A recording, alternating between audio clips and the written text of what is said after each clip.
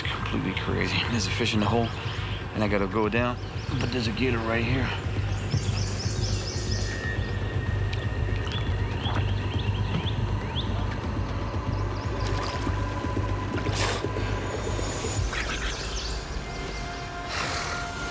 My name is Cyril Chauquet, and I travel the world chasing monster fish.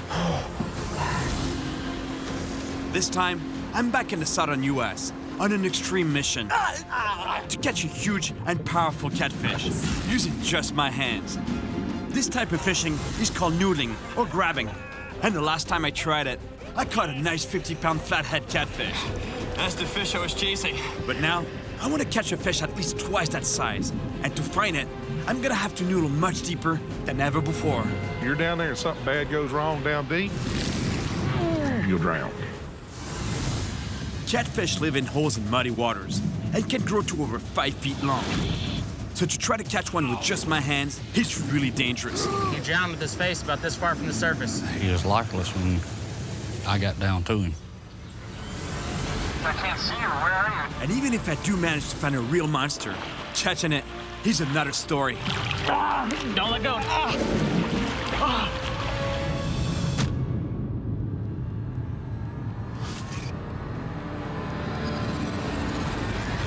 I'm back in the southern US to catch a huge catfish with my bare hands. I've done it before, but this time I'm after a true monster. And to find it, I'm gonna have to go much deeper than last time.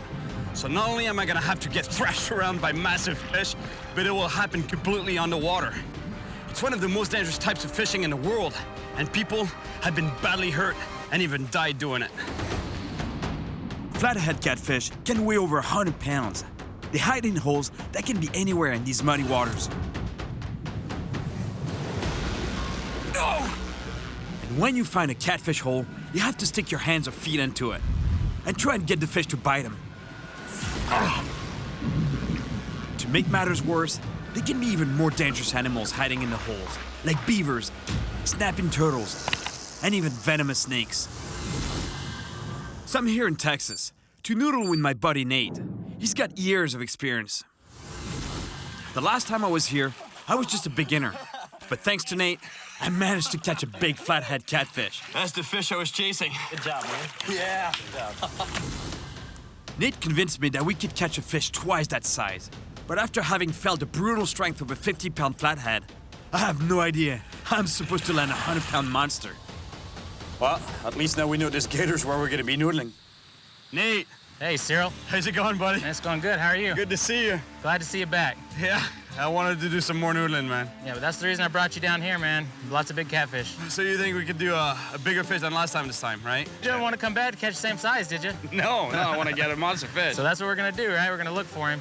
It's going to be tough, though. We got to make sure we're safe out here because someone almost every year dies noodling by drowning. Really? I'll tell you a story about this guy who was noodling alone, and it was out there on one of them old highways that's all cracked up, you know, and the sides have kind of caved down like this, so it's sitting there, and he was fishing in the top crack, reaching down in there.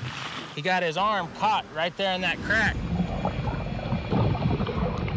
And, you know, he was only in about 3 or 4 foot of water, but he couldn't get his arm free. He drowned with his face about this far from the surface. You're kidding.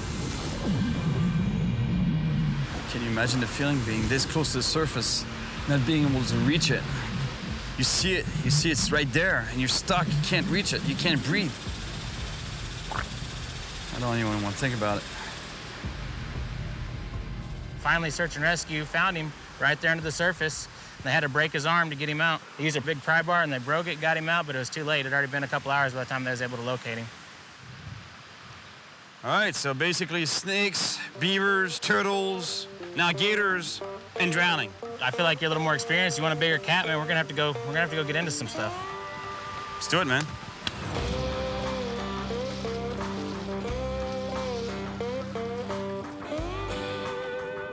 The first challenge with noodling is finding the fish. And in this huge lake, we have a lot of water to cover. Catfish like to hide in crevices, cracks, and holes on the water. So we start with the shoreline, feeling around with our hands for any hole big and deep enough to hide a catfish. We keep skirting the shore until we come across a section of broken concrete slabs on the side of a highway. The chunks of concrete create lots of hiding spots. But I'm not so sure about this. Man, I don't really want to noodle this part, man. It's too dangerous, you know, like those slabs. Yeah, I mean, if one of them falls in, we're gonna be having a really bad day, right? That would be your last day. Yeah. The guy Nate was talking about was noodling in the same kind of environment, and it ended up being his last day. I don't have a good feeling about this. Just gotta be careful. Yeah, but you can't control that. It can break any time. Let's check this hole anyways. Out of control. Sport is crazy, I'm telling you. I hate those old man-made structures, and you never know when they're gonna give. Those concrete slabs. That falls on you, that's it, you're dead. Nate and I get on either side of a massive piece of broken concrete. The slab creates a space on the water, open on both ends. The perfect place for a catfish to hide. Hey, Nate, you know what a guillotine is? Unfortunately. Hopefully we hurry up and get this one over with. Yeah. This is as extreme as it gets. Nate has a huge piece of unstable concrete hanging right above his neck. And as I wedge both arms under one end of the slab, Nate reaches in from the other side to see if there's anything hiding in there. I'm doing exactly what I want to do. I have my whole arm under a concrete slab right now. I just hope this is worth it.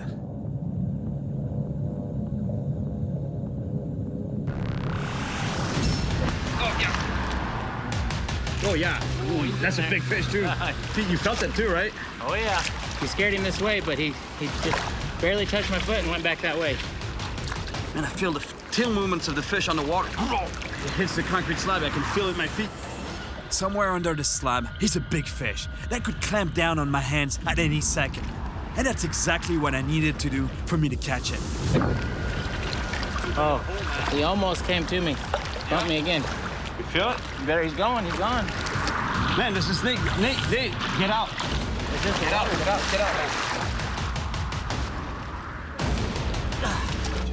Even if we risk losing the fish, I help Nate get out because there's lots of venomous snakes around, including the cottonmouth, whose bite can be deadly. I didn't get a good look at what type of snake it was, but don't want to take any chances. The fish took off as soon as we left the hole, so now we just have to try somewhere else. If you don't mind, would you go over there and check over there under a few of those logs over there? I'm gonna go check a hole or two that used to be pretty good over here. Okay. To cover more ground, we decide to split up, and not long after, I find a big chunk of concrete resting on its side. I push both legs in as far as I can to see if there's a fish hiding in there. Yeah, there's one. Looks like the fish is right here because my hands are here. But actually, there's a concrete slab, and right now I have my whole leg underneath that slab, and the fish is about right here, right where my hand is.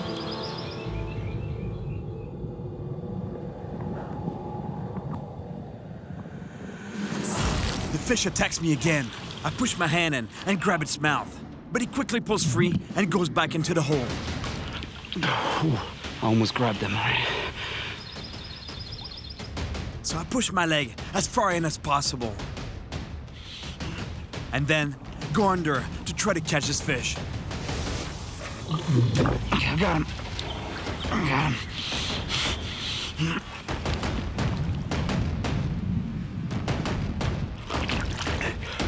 I got his mouth, yep.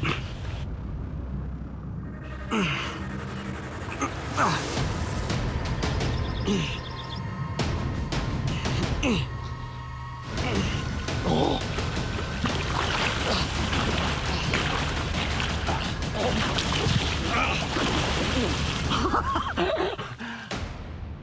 Man, that fish took off so fast. I had a good grip on its mouth with both hands, but then I let go of one hand to see what was gonna happen, and I quickly found out. One flick of that tail and the fish was gone. They're so powerful. Unreal. And that was a good fish too.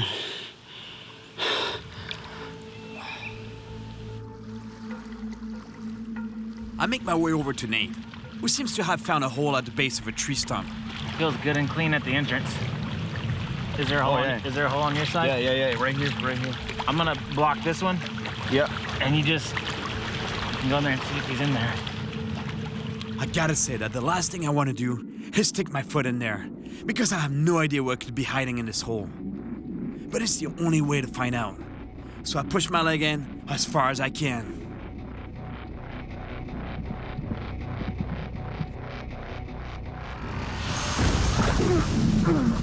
There's something in there. It's biting my foot. I heard it. It's on my foot. I'm gonna go down here. It's biting. It's clamping on my foot. I think I'm gonna need your help, man.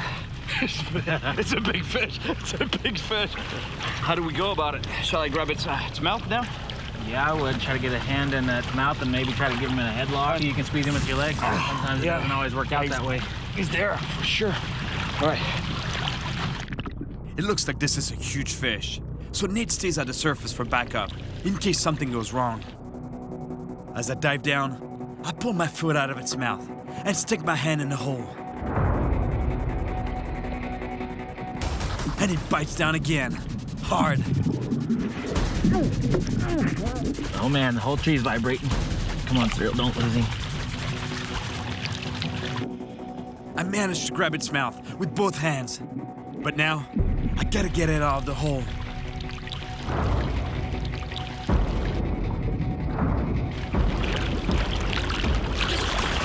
Got him. Got him. It's a monster fish, and it's tossing me around like a rag doll. Nate jumps in to help, but even then, we barely manage to hold on to it. Oh man. Don't let go. Don't let go. That's a monster. I got his mouth. Let me pull you up. I got both hands in his mouth. I try to reach my arm around it, but he goes into a violent roll.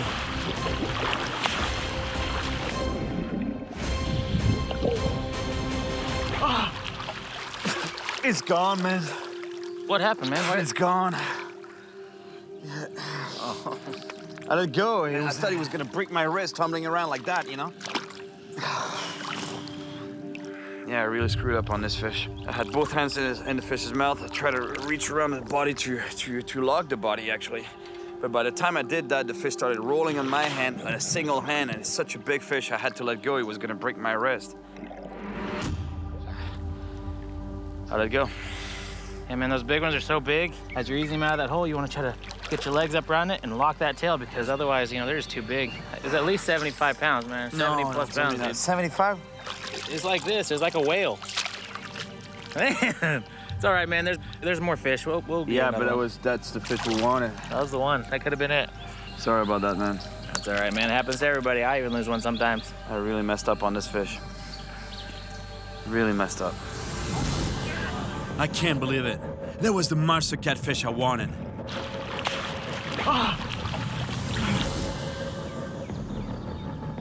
The odds of finding a fish that size again are close to zero. Even obsessive noodlers like Nate might catch a fish like that once a year.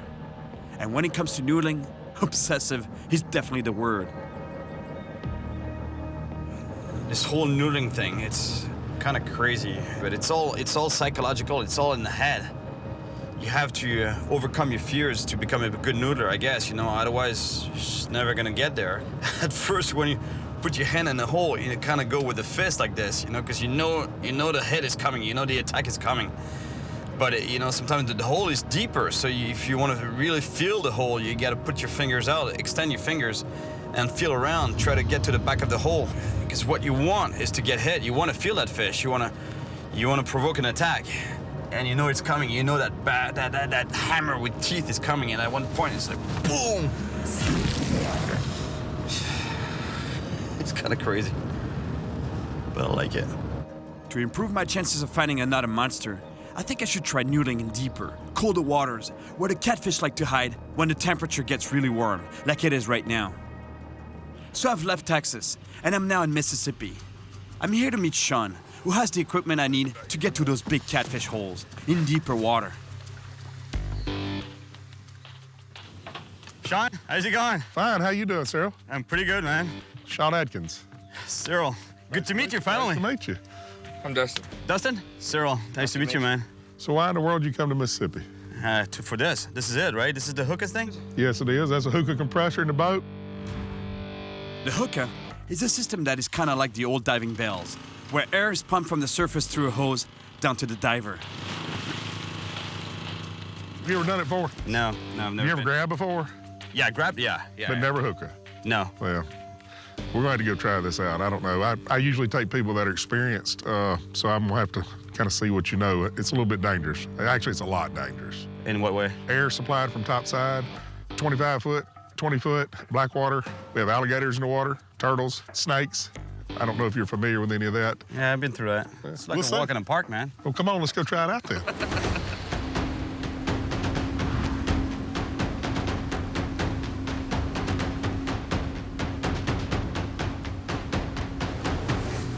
So where are we going to Noodle? We're not. What do you mean we're not? We're not going noodling right now. Look, the biggest thing, it's all mental, okay? And I've never taken you before, and I take a lot of people, they freak out. People die from this. So we're gonna go snake grabbing first. Snake grabbing? Yeah, I wanna see how you react to that. I wanna make sure you don't freak out. Here in Mississippi, they even have bare hand snake grabbing tournaments, and everybody loves it.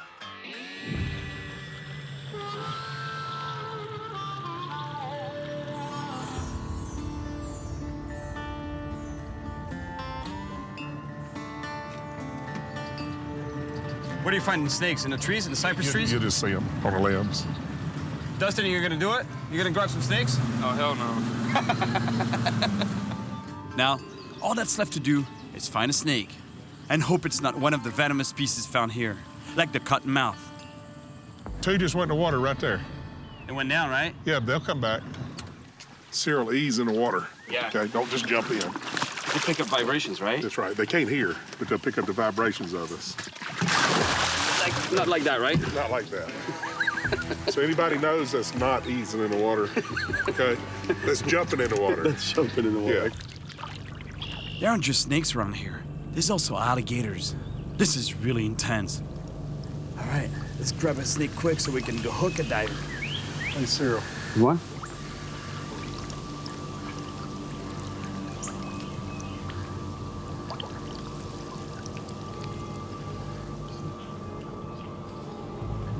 We spot a snake. Come here. He's straight up there, you see him? Yeah, I see you. Reach up and grab him. His head's pointed away, so he's fine. All you gotta do is ease straight under him.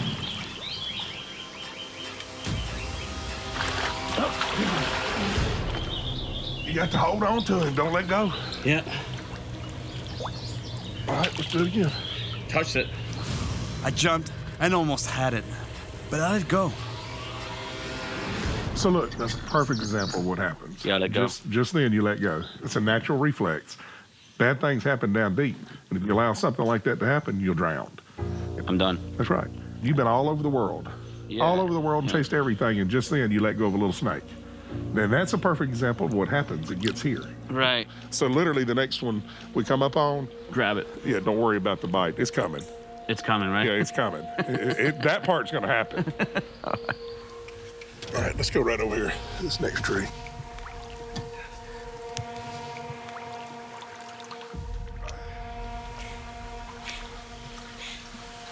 I see one there. There's a snake in the tree there. Big snake. Diamond backwater snake. This one, you can't hesitate. Okay, keep your hands up in the water, and when you get there, just go get him. Just ease up there and then boom. I'm gonna go step out and swing like this way. You better grab him. You see the snake right there? It's pretty big. Go ahead on, Cheryl. And don't hesitate. Do not hesitate.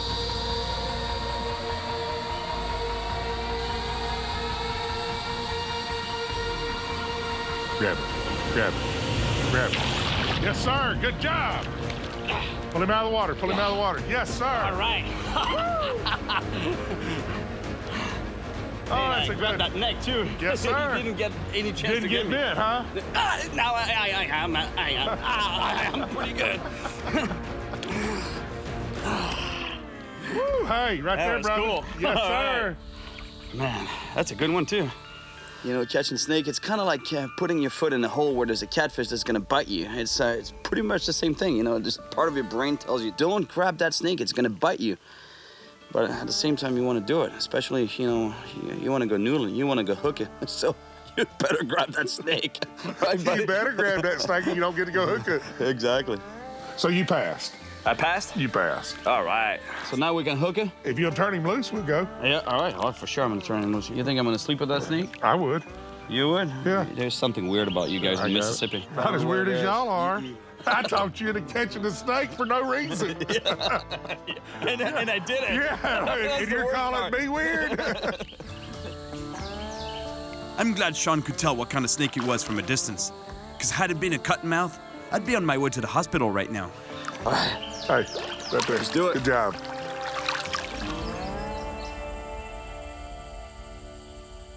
All right, so we're gonna go hooking now, right? No, What do you mean? we're gonna go natural fishing first. Natural fishing. Yeah, What's let's not see. natural fishing here? You're gonna Grab a hold fish your by- breath. I've done that before. I know how to grab a fish by I hand. don't know if you can or can't. No, I can't do it. You couldn't even catch a snake earlier. Ah, Let's just go fishing first, and then we'll go back. Use there, is he okay? always like that? Yeah, always. Always changes the deal on you? Let's just go. Come on. Sean changes the rules once again, and now wants to see if I can noodle before taking me into deep water with the hooker system.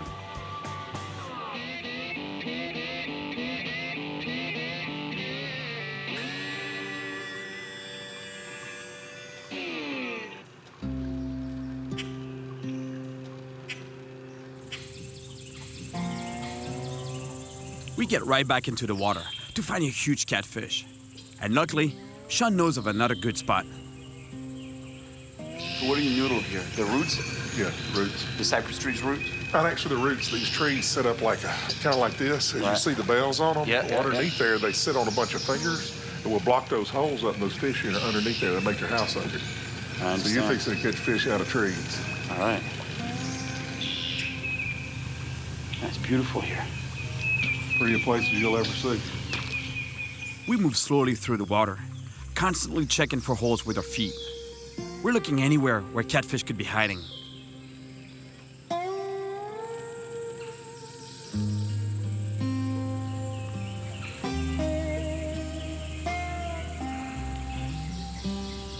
And this tree right here usually has a good in it. Let's go explore.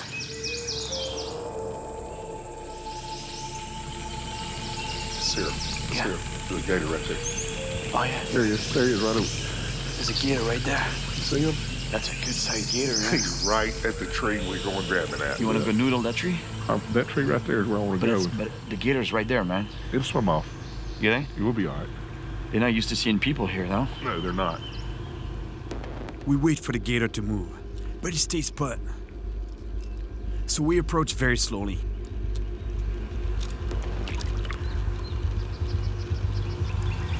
Yep. And here's the hole. You got your feet in the hole right now? And I'm going to step back whenever you go down. Okay, I'm gonna go down. That's completely crazy. There's a hole, and I gotta go down. But there's a gator right here. Fish. The gator's not a problem, though? Probably not. Probably not. We'll be all right. All right.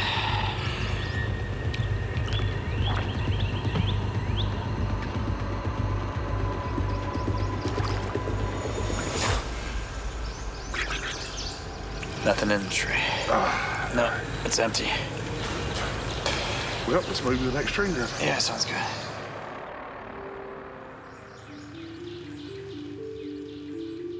Catfish tend to avoid waters that are too warm. And with the intense heat right now, I need to go deeper in order to find the colder water that they like. But Sean won't let me try his hooker system before I can prove to him that I can noodle big catfish. And for now, I'm only catching small ones. Get him? Yeah. He bite you? Yeah, he bit me. I told you he was. It's about the size fish you need to be catching, Cyril. Hell yeah. What a real fish. As the sun sets, it becomes obvious that if I want to catch a monster today, I'll have to noodle after dark.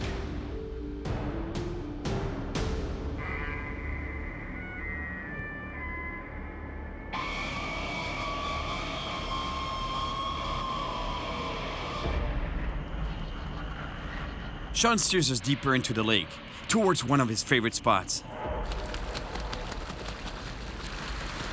We're headed towards an area that has some junk underwater, including an old broken dock, 5 or 6 feet under the surface. Got a gator there. Yep, gator. Yeah. Swimming across right there. Pretty good gator. Noodling these waters at night is no joke. There's gators all over the place, and we're gonna have to get in the water with them, in total darkness.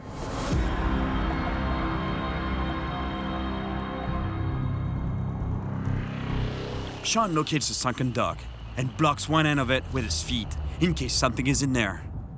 The old dock is around 6 feet underwater, and we're hoping there's a catfish under it. The opening is at the end of the dock, and that's exactly where I'll have to stick my legs to try to get bit. All right, so I'm standing up in the hole, and you just go straight in it. Okay, sounds good. And then if you got a fish, I'll know to move my foot. Okay. Okay? Good breath.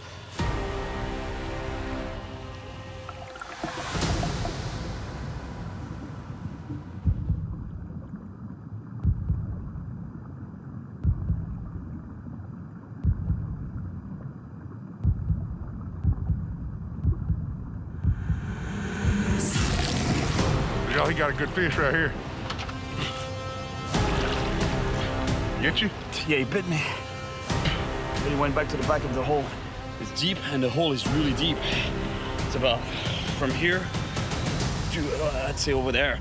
I get bit by the fish, but he moves back to the back of the hole, so it's hard for me to grab it, but I'm gonna do it.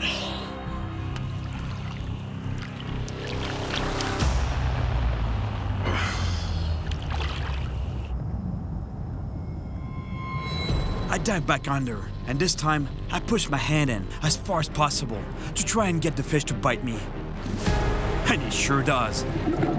Boy, fish is hitting him hard too. Now that I've got him, I gotta pull him out and bring him to the surface. Got him. It's super strong, and it pulls me down. And it takes all my strength to bring it back to the surface. Right. All right, brother. Yes. Mississippi all natural hand grabbing at night. That's cool. That's really cool. So I say we go hookah fishing now. Yeah, you think so? I think so. All right, man. You did good, brother. All right, sounds good, buddy. That's a nice fish. It's gotta be 25 pounds, but the monster I'm looking for is 4 times the size. That was good. Mississippi, right there. All right. I finally earned Sean's respect, and today I get to noodle in deep water with his hookah system. But this is not the type of fishing that can be taken lightly. In fact, accidents while using a hookah can be deadly, as Jason Foster found out when his friend died when they were noodling together. You let your guard down using the hookah system. You think that, just because it's pumping air to you all the time, nothing can happen to you. Well, I've had fish come up out of stumps and knock the regulator out of my mouth, bust my goggles, bust my nose, black my eyes. Really? You have to keep your wits about you no matter what happens. Jason and his friend had years of noodling experience with the hookah system when the accident happened. Well, there's a tree that had a hole in the bottom of it, and he was a little fella, so I guess he wormed his way up in it. When I noticed air wasn't coming up, I dove in, but it was too late then. He was in about 10, 11 foot of water. So you're the one who got him out? Mm-hmm. You found him in there? But he was lifeless when I got down to him. Man. I'm starting to realize why Sean has been so hard on me. One small mistake with the hookah system can be tragic. Have you noodled since the incident, since the accident? He would kick my tail if I quit, so I've kept doing it. And it brings back a bunch of bad memories. Can't imagine, man. And it was just a matter of minutes. It went from him standing there in the boat next to me to no longer with me.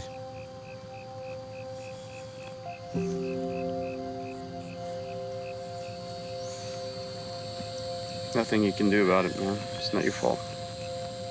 You could have been you in that sun. I've had myself in situations to where if it wasn't for me keeping calm enough, it probably would have been. Sorry about that, man. Sorry about your friend. It's one of those things that you take that chance. I mean, it's a dangerous sport.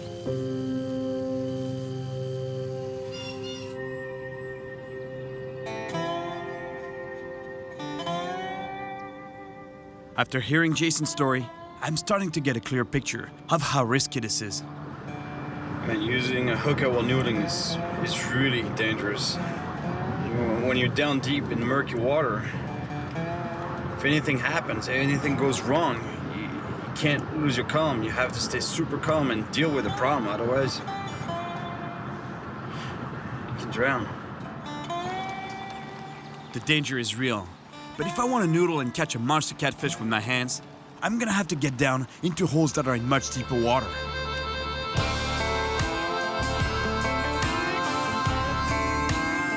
I'm back on the water with Sean and Dustin, and we're heading towards one of their favorite spots, a tree with big roots, some 20 feet underwater.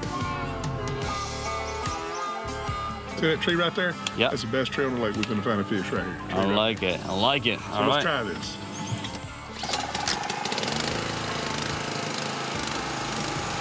So far, it's kind of like scuba diving. You know, I have a regulator, but I'm tethered to the boat by the hose. The problem is that hose can kick and can get stuck in the obstacles on the bottom of the lake. Plus, I have a weight belt that's going to keep me on the bottom. The problem is that if I have a fish, I don't really know how I'll pop up to the top. This weight belt is really heavy. I don't really know what I'm getting myself into, but I'll figure it out, I guess. We'll get a real quick lesson on it in just a minute.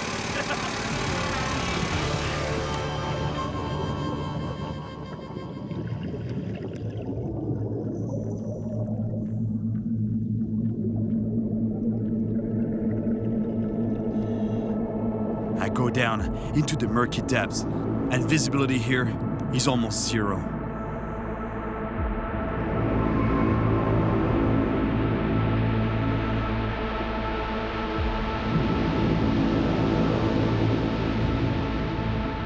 I finally reach the bottom, and I feel around to find that tree.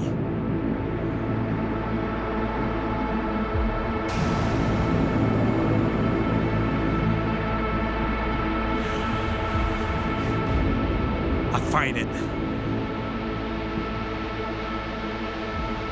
I can't even see the surface from down here.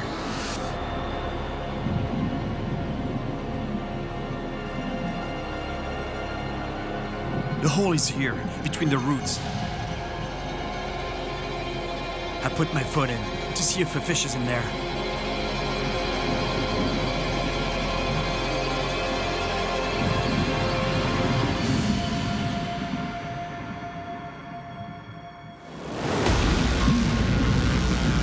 It hits me hard. I can't really see it yet, but I think it's really big. I put both hands in its mouth and slowly pull it out of the hole.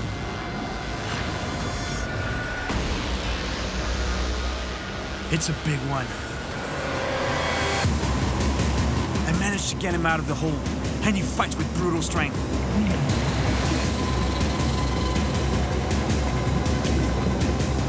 On the surface, Sean and Dustin are ready to jump in if anything goes wrong. I gotta get up to the boat, but only my legs are free.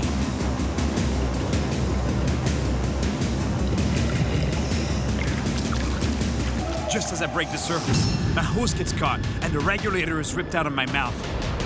The fish pulls me down, and I fight to get back up to the surface, but the hose gets caught on a branch.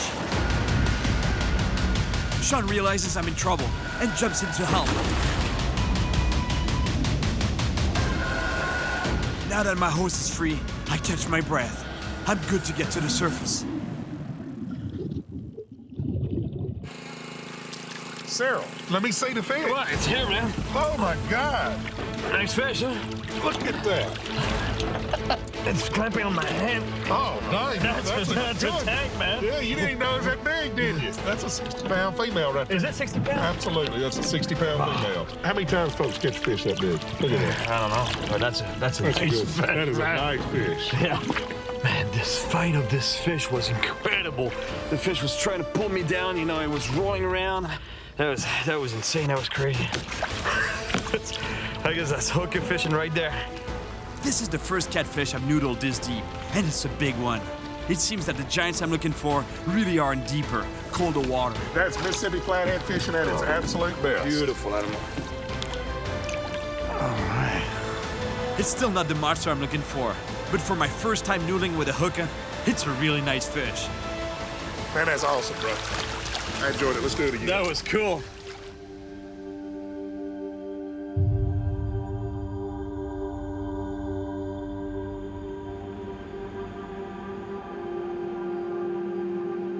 Another day's done, and I still haven't caught the monster fish I'm after. I can't stop thinking of the one I lost with Nate. It was exactly the fish I wanted, but it was too big and too powerful, and I lost it. Time's running out, and I'm starting to wonder if I'll ever find a monster like that again. And if I do find it, will I even be able to hold on to it?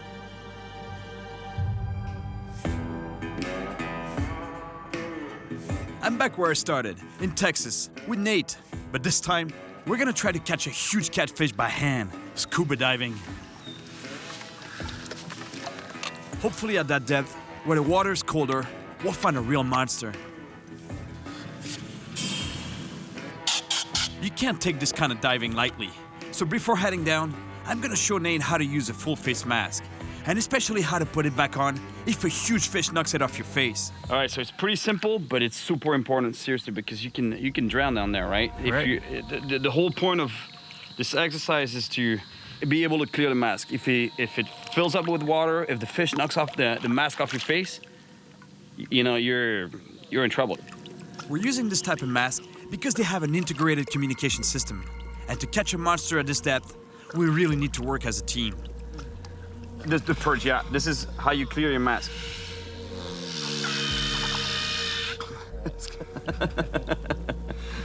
So we're gonna pretend a fish, big fish, knock the mask off your face, take it off completely underwater, put it back on as if a fish really knocked it off. All right.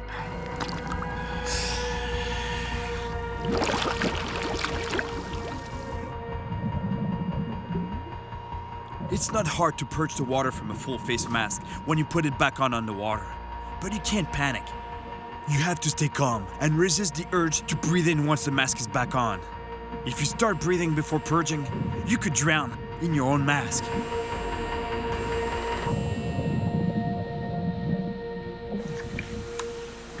Yeah.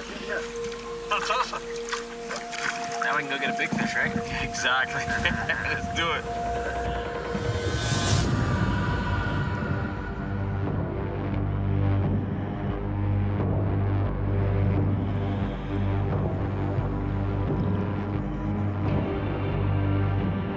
We dive into murky waters to try something that very few people have done before. Catching a giant catfish 40 feet underwater using only our hands. Man, visibility is super limited down here. We gotta stay close. Copy that. Super close. Man, this is crazy. I've dove in murky waters before, but down here, I can barely see anything. Visibility is almost zero. I can barely see 3 feet in front of me. How am I supposed to find a catfish down here? There are lots of rocks here, but no big holes.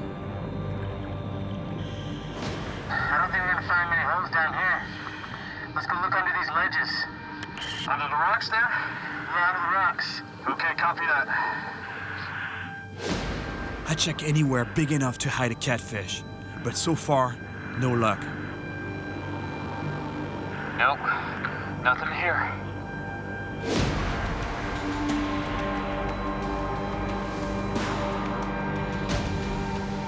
I ran into some pretty big blue catfish, but we're looking for their cousins, the flathead. There's gotta be some around.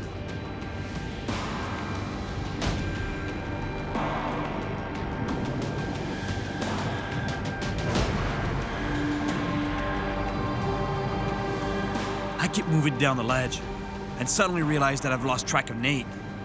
Nate, copy copy? I can't see you. Where are you? Do you copy? I'm over here, man. I can't see you either.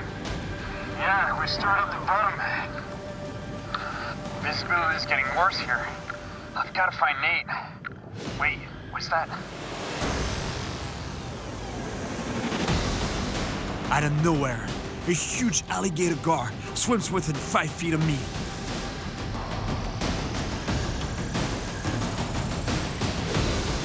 This is getting out of control. I can barely see anything at all. I don't know where Nate is, and I've got only about 10 minutes of air left. Nate, there's a huge gar down here, man.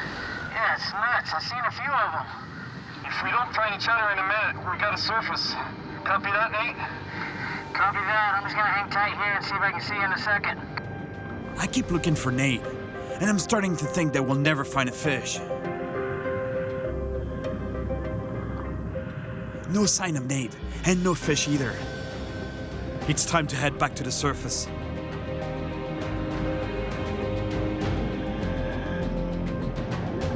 Nate, I see you. I got you. Hey, I saw that big gar, man. It thing's huge. Did you see any flatheads? No, not yet. Have you? No. The good news is that I found Nate, but it's time to head back up. Cyril, hey, over here. I see one under this rug, man. It's a big fish. But a little bit low in there. Do you think you can grab it? Yeah, but can you stick around? Do you have enough to stick around to help me out? Yeah, I'm good for a minute. Let's get this thing. All right. I find a hole and stick my hand in.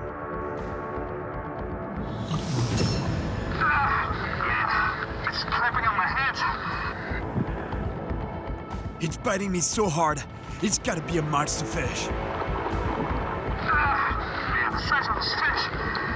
This is the fish I've been chasing. Just be careful, don't lose him, man. He's a really big boy. Man, I got it. Yep. All right, I'm pulling at it.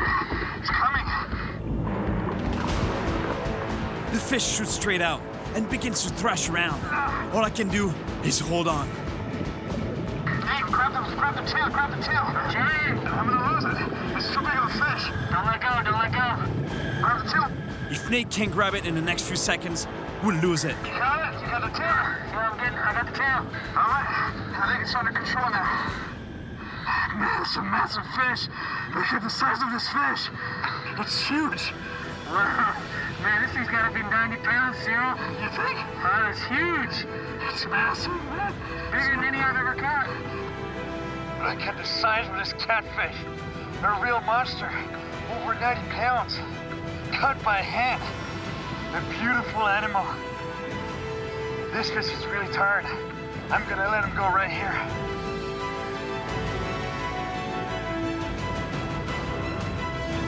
Awesome. Man, that's what we've been chasing, man. We did it. Thanks, man. This is awesome. No, thanks to you, buddy. Thanks to you. We did it. I was starting to think that it was not gonna happen, but we did it. That was epic. I started by noodling catfish with Nate, and I held in my hands a monster flathead, but I just couldn't hold on to it. No. I was really disappointed. But I kept diving deeper with Sean's hooker to where the big fish were, and brought up a really nice one. But it still wasn't the monster I wanted. Man, this fight of this fish was incredible. So I went down even deeper, and with Nate's help, I managed to noodle a true monster catfish of over 90 pounds. I can't believe it. What a fish. If there's a monster here, I think he's hiding all the way down between the rocks at the bottom. But I gotta tell you one thing. I'm a little worried about what I might find down there.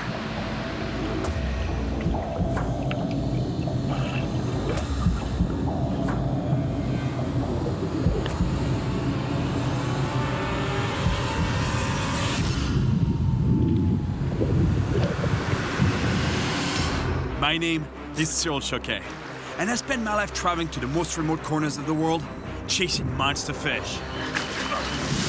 This time, I'm in South America to track down a giant catfish that lives in the rivers of the Bolivian jungle and that is said to have attacked local villagers. Este tamaño, así. Es peligroso. To find it, I have to work my way upriver and fish many deep pools. Powerful fish. This journey won't be easy, but I'll be able to learn the ways of the jungle from the Chumani tribe. What a shot. The most difficult challenge will be to find and catch this giant creature that has plagued their nightmares. It's huge.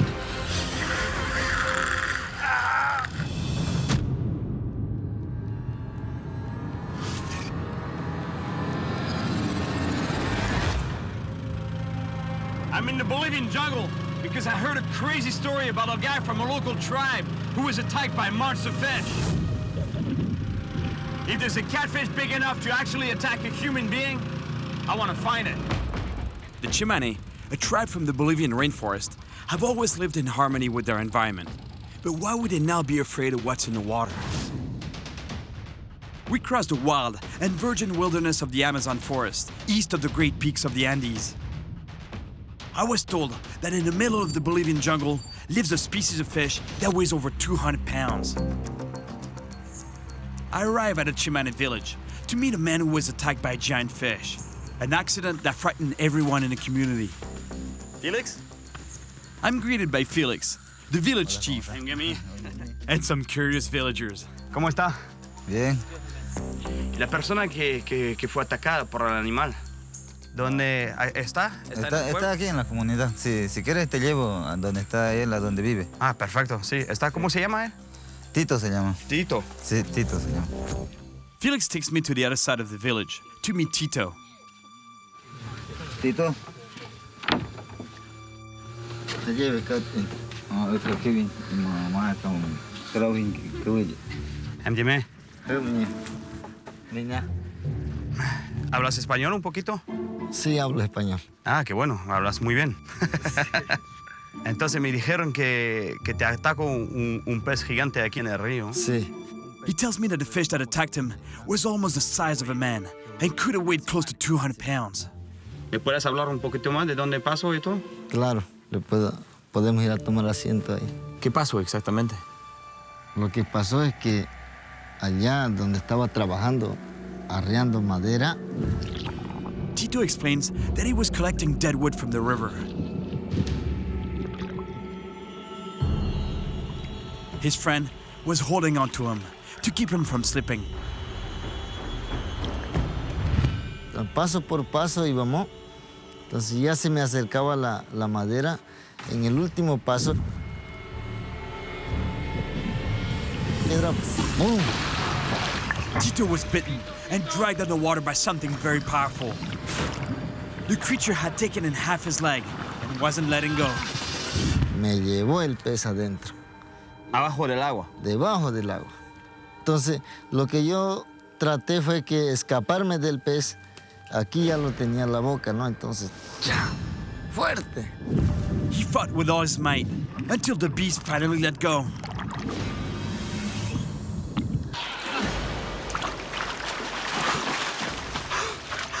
In the Amazon, one would think you'd have to worry about piranhas, electric eels, and stingrays, but apparently you have to worry about monster catfish now. Ese pez es más o menos así, más o menos, ¿no? Así más o menos ese pez. Ancho, muy ancho. Sí, sus aletas salen así. As Tito makes a picture of the catfish in the sand, he draws special attention to its pectoral fins and their crescent moon shape. Hueso duro, ¿no? Duro. Pica también, ¿no? Puede que pique, sí. We're getting somewhere here. Entonces, así más o menos es ese pescado. Se llama quehuelle. Quehuelle. Creo que tengo una buena idea de qué tipo de pez estamos hablando.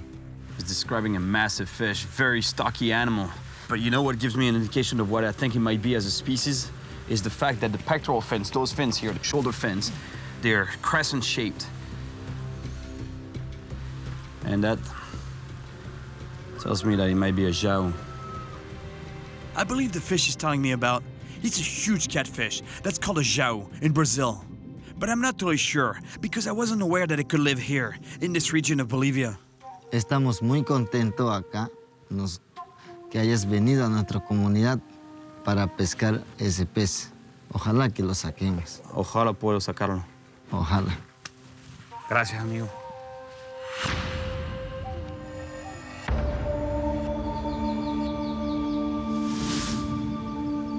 takes about 8 hours to reach the part of the river where Tito was attacked. So I set out with him, Coti, and Hernan in search of the monster fish. But to catch a huge catfish, first we gotta find sabalos, a small fish that'll serve as bait. And one of the ways to find sabalos is to look where another predator hunts, the golden dorado. Man, the dorados are so aggressive that when they attack school of sabalos, the bait fish, they push them against the shore, and at some point they don't have anywhere to go, so to escape, they jump out of the water, and they end up in small pools like that along the river. And just like that, we have our bait. Because they push sabalos out of the water, the Chimane have a lot of respect for the dorado and consider it a real fishing partner. But when I see this beautiful dorado, I just can't help myself. I need to catch one. Este es su territorio. Look at that. Well, there's dorado here, and they're big. I'm not sure that Tito believes I'll be able to catch that giant fish. But if I can catch a big dorado, he might change his mind. Buen tiro.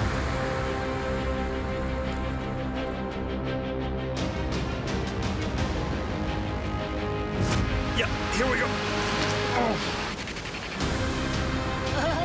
Buena esta imagen. Es bueno, ¿ah? Grande. Eso es lo que queríamos, es lo que buscábamos.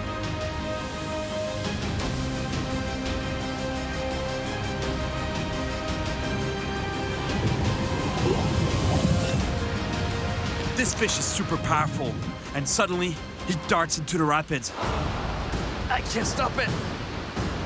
The only way not to lose this fish is to follow it, keeping the line away from the rocks so it doesn't break.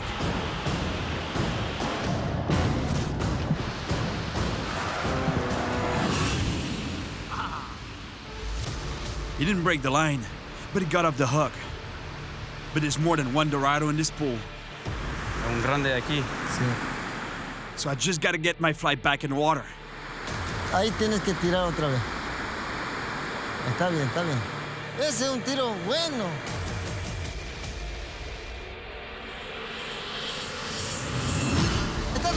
Ahí está, ahí está, ahí está. Grande, grande dorado. ¡Qué pez más grande! Ese es grande, ¿eh? Sí. That's what we're looking for. Mira, mira, mira cómo salta. Golden dorado are known for their fight. Ese es pez grande, pez grande. ¿Me puede pegar la caña? ¿Te lo puedo agarrar? ¿Sí? ¿Tú sabes? Solo empujas. The dorado are so respected by the Chimane that they're almost considered a sacred fish. Eso, el tigre del río. El tigre del río, the tiger of the river. What a powerful predator. Let me tell you, I would never get my fingers nor even my hands close to this mouth. They have so much power in those jaws. It's like a bear trap. And the colors, it's a gold bar, literally. So beautiful. Look at the colors, the bright colors on the tail. He really is the king of the river. I'm so grateful that Chimane allowed me to catch one. I think that by catching this dorado, I scored some points with the Chimane. Now, we can go after the giant catfish. But the guy spotted a large school of big sabalo, and I have a feeling that the catfish will have to wait. There's so many sabalos in this river. They're the main food source. Everybody loves them, from the Chimane to the dorado, and even the monster catfish. In the Chimane culture, if the resources are there, you take what you need and no more. So if a school of sabalo is there, it's time to fish. But this time, there are no dorado to push them onto the shore, so the guys will have to use their bows. To be able to hit such a small target on the water with an arrow, you need to have done this your whole life. Every time they miss and they hit the bottom or a rock, it dulls the arrowhead, so they have to sharpen it again. Not easy getting a sabalo with bow and arrow, I can tell you that. They move fast, they move super fast, the fish, in every direction. I'm gonna help them corral the fish so that they can hunt for them.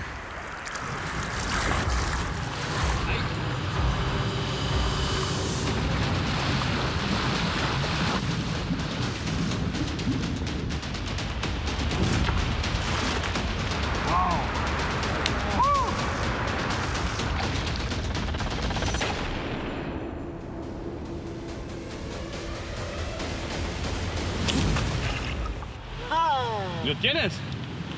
What a shot. Buen trabajo. One thing is clear. Now, we have fish to eat and enough bait to continue upriver to the deep pools where the huge catfish live.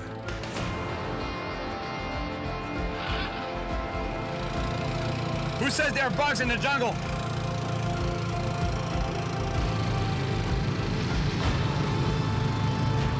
This river is beautiful and all, but they were telling me that if it rains heavily in the mountains up there, it can turn to hell in a few hours. The water level can rise 20 feet or more in no time, less than 5 hours. Crazy. In other words, you don't really want to set up your camp too close to the shore.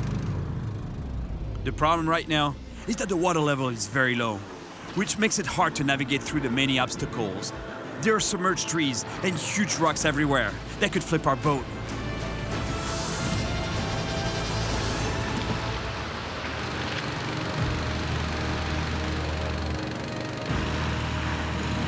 They use long-tail outboards so that, they can lift up the shaft and the prop so that way they can run in real shallow water.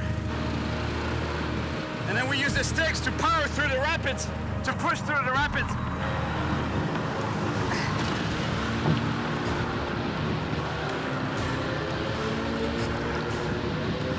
That's the only way to get where we're going.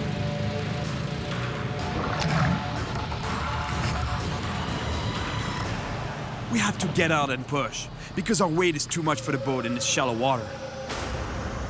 But the boat is super heavy. It's made of solid wood, and the rocks are very slippery.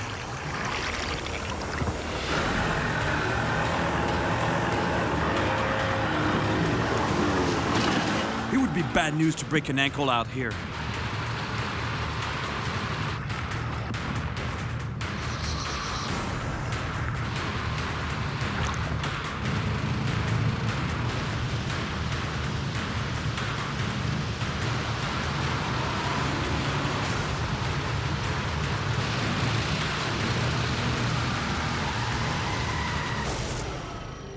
After several hours traveling upriver, we're getting close to the first deep pool, an ideal place to find a jiao. We'll fish in a tributary off the main river, where the rains from the mountains have made the water murky. Aquí es bueno. Es bueno para Puede ser, pescar. En ese pozo, ¿no? En este pozo hondo. It was in a calm pool like this that Tito was attacked and dragged into the water by a monster that I believe was a giant jiao. My goal is to catch one, to show him and the villagers that it is a jiao, and that normally, these catfish don't attack humans. But to land a 200-pound monster, I'd better tie on a very strong rig. There's some monsters in this river, but I can tell you one thing, there's a lot of rocks too, and big rocks with sharp edges on them. So to cover myself, what I just did is I tied on a 250-pound fluorocarbon leader, because this line here is way more resistant to abrasion than the main line here, and this guy. So in theory, I should be fine, because I can't risk losing a monster.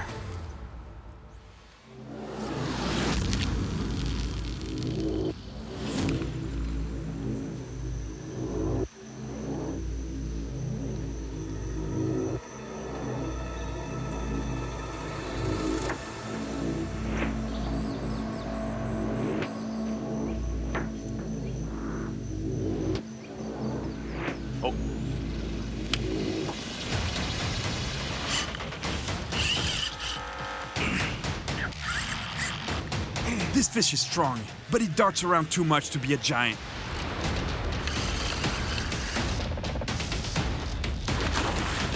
Surubí! Oh, surubí, surubí. This surubí is not the monster I'm looking for, but his fight is really intense.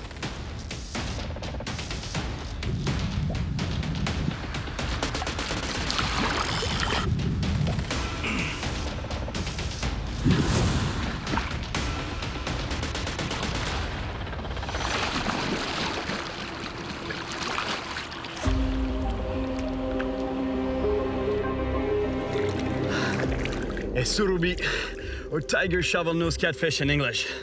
A catfish, all right, but it doesn't fit Tito's description at all. You know, the catfish that he was talking about was stockier, bulkier. This is elongated, and it doesn't get nearly as big as the fish that he was telling me about. And the fins, look, the fins don't match at all. They're long, but they're kind of straight, not sickle or crescent shaped, like you described. Beautiful animal though, but definitely not the right species. It might not be the fish I want, but I've only just started fishing for catfish. And I'm sure that if I keep at it, I'll find the giant. The chimney chew on the leaves of the coca plant to get an extra boost of energy. Its juice provides a stimulant to overcome fatigue, hunger, and thirst. La persona que consumen la hoja es más concentración en el trabajo, ¿no? ¿Es mucho? Le entra más todavía. ¿Le entra más todavía? Así. With that little boost, I thought that we would keep fishing for the giant catfish. But the Chimane have other plans. They head into the forest on the hunt. Well, the thing with this kind of hunt is that you never know what time you're gonna come back. Or what you're gonna come back with. Let's go. For the Chimane, hunting is necessary for survival. Since their diet consists mainly of fruit and roots, they have to get their protein from the animals they hunt, including tapirs, wild hogs, and birds. Kuti is the best hunter in the village, and like many indigenous hunters in the Amazon, he prefers to go barefoot. It helps him have a solid grip on the ground and make a lot less noise.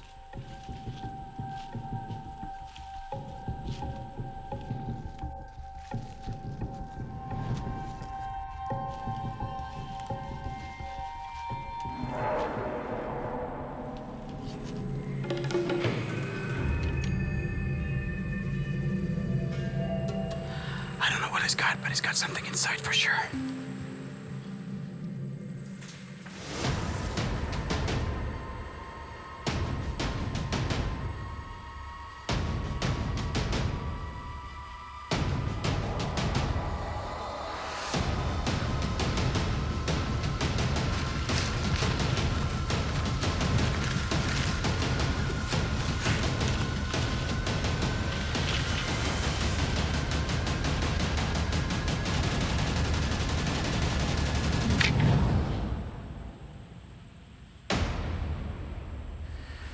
The only thing I was hoping he wouldn't get, I think he got it.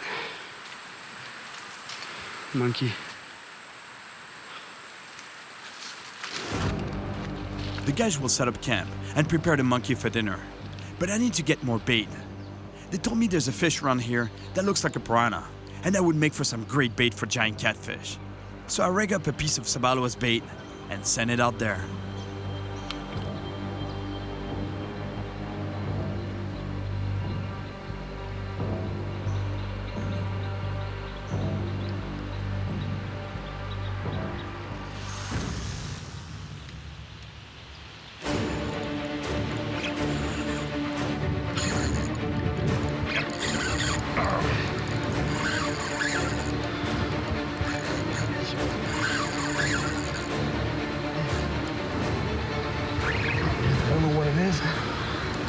It's a powerful fish. I think it's a pacu. Yeah, it is a pacu. According to science, pacus are not carnivores. But this isn't the first one I've caught with a piece of fish as bait. I really think these fish will eat anything they can find. Whoa! Look at the size of this pacu. This pacu took a piece of fish as bait. But normally they're more vegetarian. They eat fruits and seeds. And by eating seeds whole and then moving up and down the river and flushing them out, they help regenerate the forest. So they're very important for the environment. That's exactly why I'm gonna put it right back into the water. This must be the fish they said looks like a piranha, especially considering that pacus are from the same family.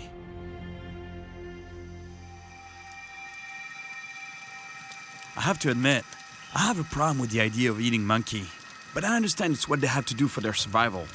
And actually, eating some is a sign of respect. I almost feel guilty trying this.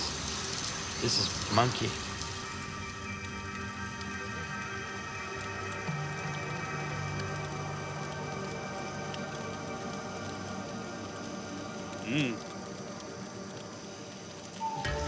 Really tasty. Es bueno.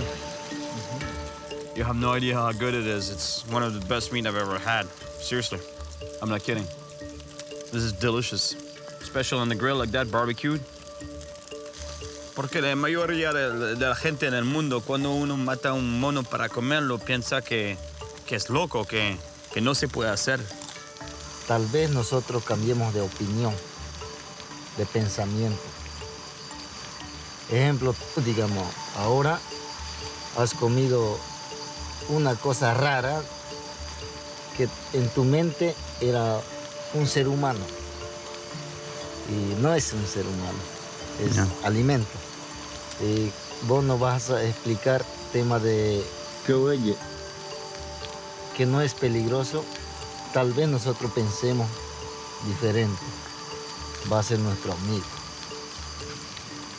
Eso es la meta mía. I tell Tito that I'm pretty sure the attack was not intentional. Solo fue un accidente. Sí. Un caso solo. Voy a probar más. Un poco más brazo. Since I've been here, I haven't had many chances to fish for catfish yet. But at least we're getting really close to the place where the attack happened. ¿Y al pozo donde fuiste atacado, cuánto tiempo le falta para llegar allá? Estamos cerca, ¿Sí? cerca. ¿Tienes miedo de volver allá? Bueno, siempre tenía miedo de regresar ahí. Man, I really hope I catch this fish. They're really counting on me. I just don't want him to be fearful of the river anymore. Man, I'm telling you, it's a lot of pressure.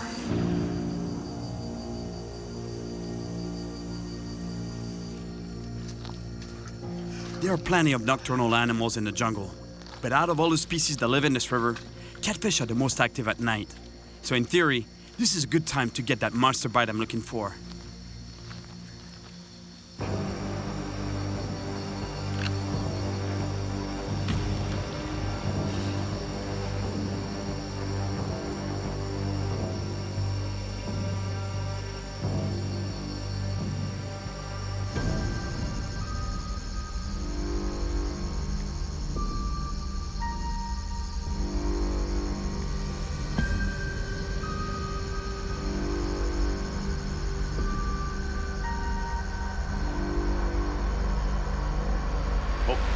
Here we go.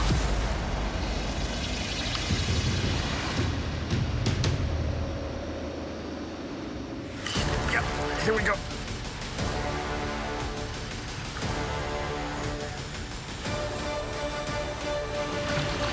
It's a Dorado. Oh, it broke me off. Man, that was a big Dorado. I heard it first, and then I saw it come out of the water.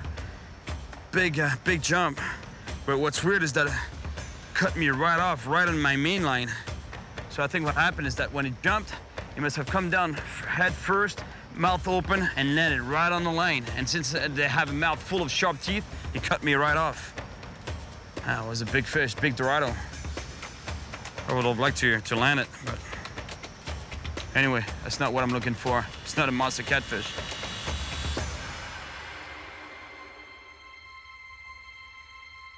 At first light, Tito and I walk along the shore, while Cote and Hernan take the boat up the rapids. We're getting really close to the pool where Tito was attacked.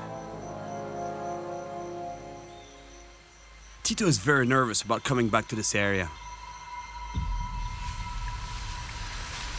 Oh, Cyril, mira, aquí hay gente salvaje. Hoja de hombres.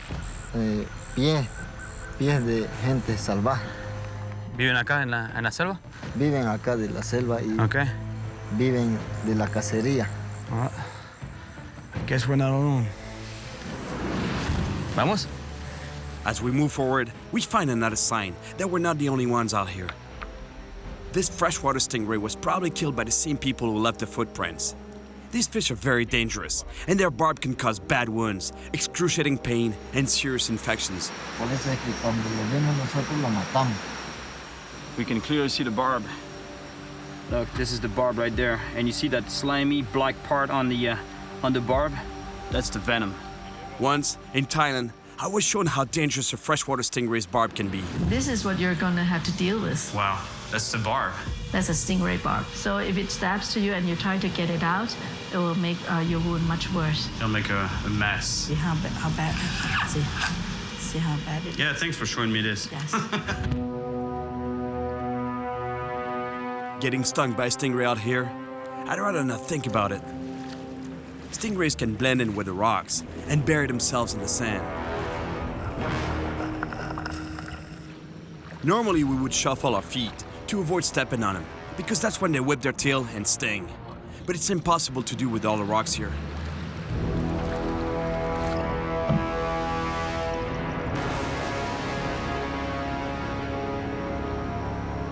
We get across, safe and sound, just as the guys arrive with the boat. We're only a few miles from the place where Tito had the fright of his life, and I can tell he's worried. But the purpose of this trip is to catch the monster catfish and reassure him that he was the unfortunate victim of an accident.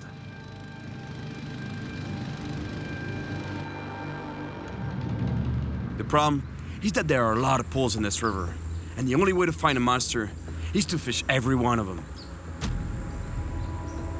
I put the bait right next to the rock face so that it would drop all the way down to the bottom, because that's where those fish hide. They like rocks, crevices, waiting for the right time to come out on the hunt.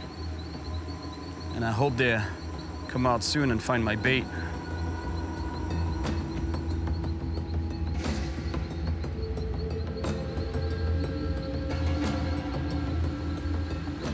You see, the water is turning brown. It's turning murky because of the rain. For predator fish that hunt by sight, it could be a problem because, you know, they rely on their eyes to be able to see the prey. But for catfish, they don't hunt by sight. They just go around feeling on the bottom for food. So in theory, it shouldn't be a problem for them. And actually, sometimes it's good because the water level that rises, it makes them move out of their holes and look for food. Oh, got a bite, good bite.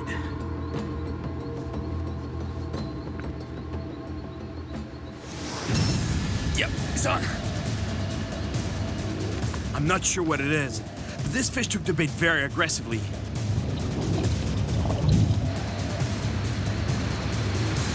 Big Dorado.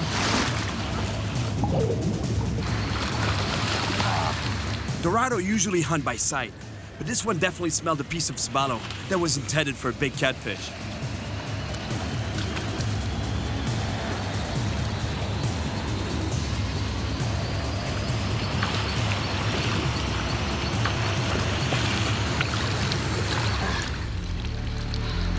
Beautiful Dorado.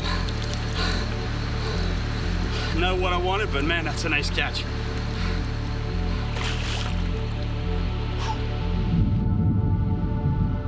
The weather keeps changing here in the Amazon. I have no idea if there's a monster in this pool, but since I'm already wet, I figure I'll go all the way. The only way to see what's down there is to go take a look.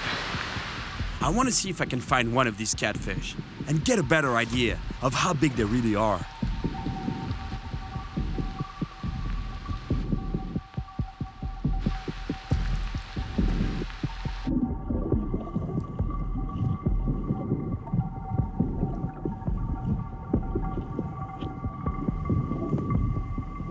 I come across a school of big pacu, a cousin of the piranha.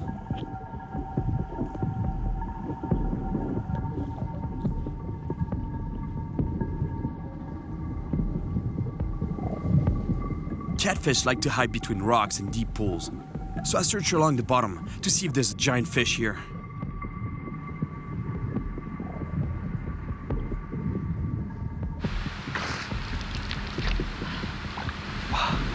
This hole is really deep. It doesn't look like it from here, but over there by the rock, it's got to be 20 feet deep. And it's kind of murky, so from the surface, I can't really see anything. I'm gonna have to go really deep, all the way down to the bottom.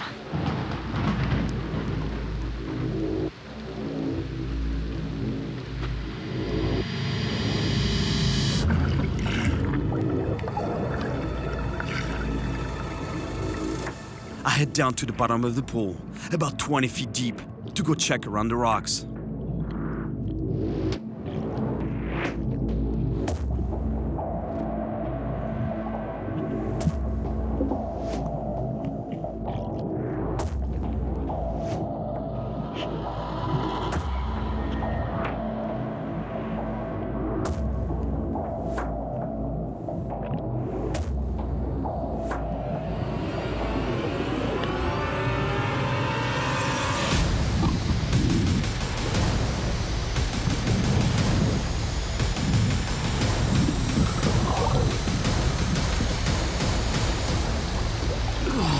Cyril, ¿estás bien? ¿Estás bien? Sí, pero ¿Qué era? no sé, me chocó en la cabeza. Pez grande, enorme, amigo. I tell him that I put my face in a hole to see what was in it, and the fish came out at full speed. Sí, pum, salió de un hueco y pum, me chocó, pero... One thing is clear, there are enormous fish down there, even bigger than I thought. Now, I understand why Tito doesn't go in the water anymore. I came all the way to the middle of the Bolivian jungle, and I found the big fish that attacked Tito, but I have no idea how I'll land the beast so I can show it to him. I'm afraid that getting hit in the face by a giant catfish has only shown him that these fish can actually be dangerous. I have to find another solution.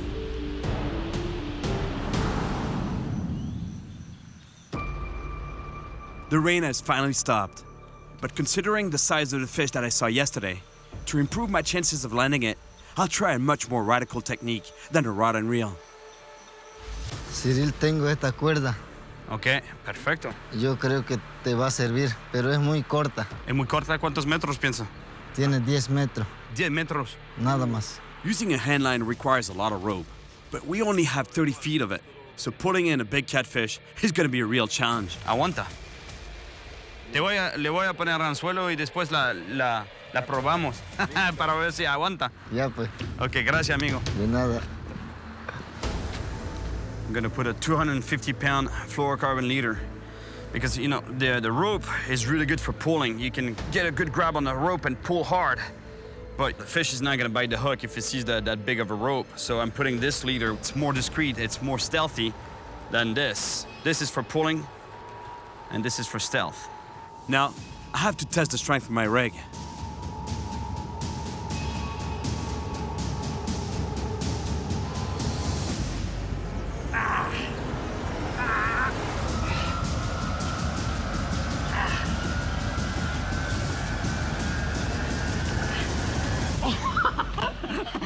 Creo que aguanta. I think the rope can handle it. No problem. The problem is me. Ahora sí, Cyril, sácame ese animal. Sí, lo voy a intentar, pero mucha fuerza. Va a tener la fuerza de 2 hombres. Sí. Más que 2 hombres, me imagino. Sí. Gracias, amigos. I've already fought monsters before using a handline, and the fight can be really intense because you're in direct contact with the big fish.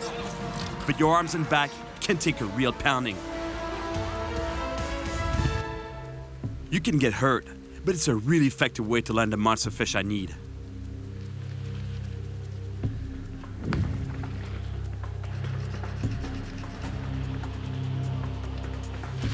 Wow.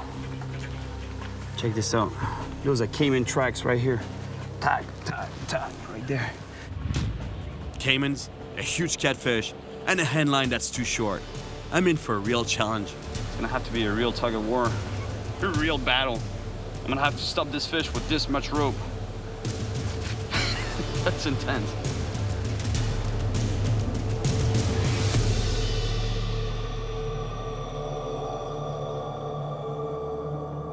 Oh, here we go.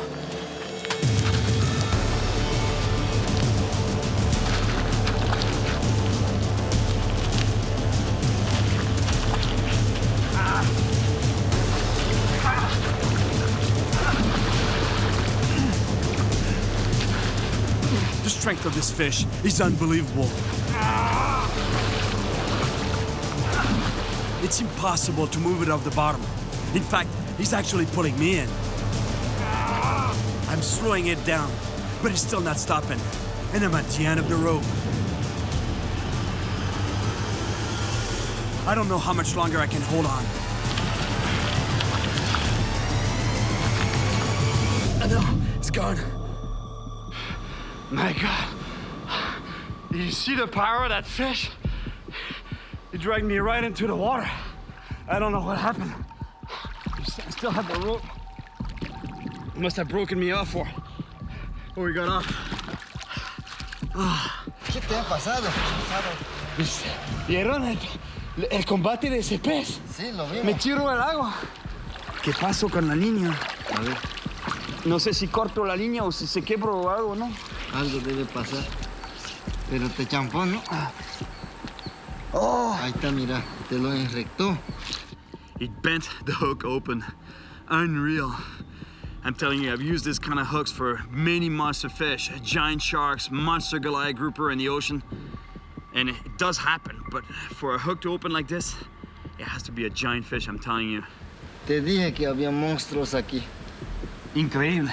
La fuerza de ese pez. Sí. Imparable. The power of these fish is really impressive. Whenever I'm faced with them, I get thrashed around. They're giants, and they can't be underestimated. I found a huge catfish at the bottom of a deep pool, but I couldn't stop it.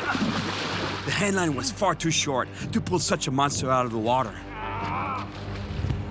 Now, Tito takes me to the exact spot where the accident happened. Estamos llegando ya donde que fui yo atacado. ¿Ah, sí? Sí.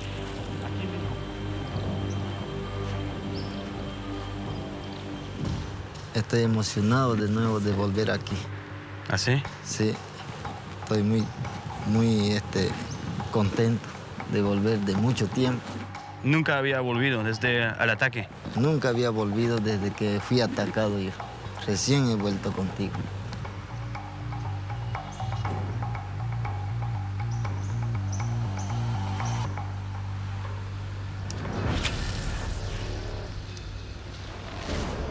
After what happened to me with the handline, I sure won't be trying that again. So I go back to my trusty rod and reel. I hope this time I can catch it and prove it's not as dangerous as it seems. I really gotta catch that monster fish. I don't have a choice. I gotta catch it. Whoa, big bite. Big bite.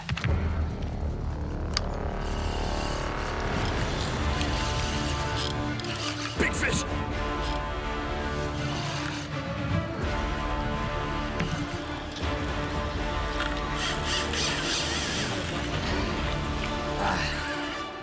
Hey, grande. That's a big fish.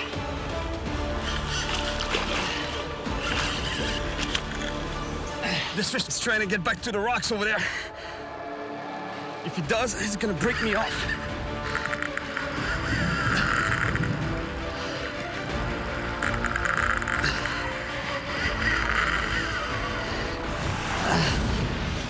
It's big, really big fish.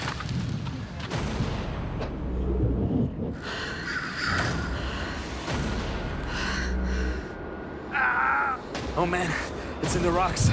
It's gonna break me off. My heart is pounding right now.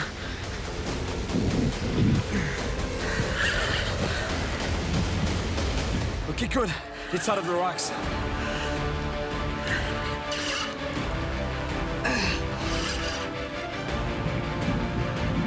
That's a big fish.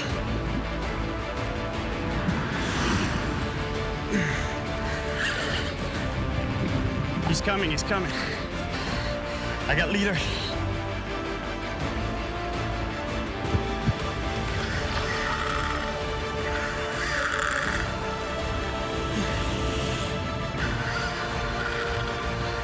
That's what I thought. It's a Xiao. Tito, ayúdame con la caña. Por favor, amigo. No tengas miedo.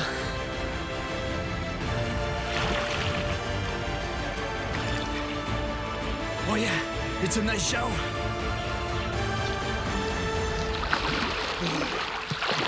Toma la caña. Sí, sí. Gracias, señor.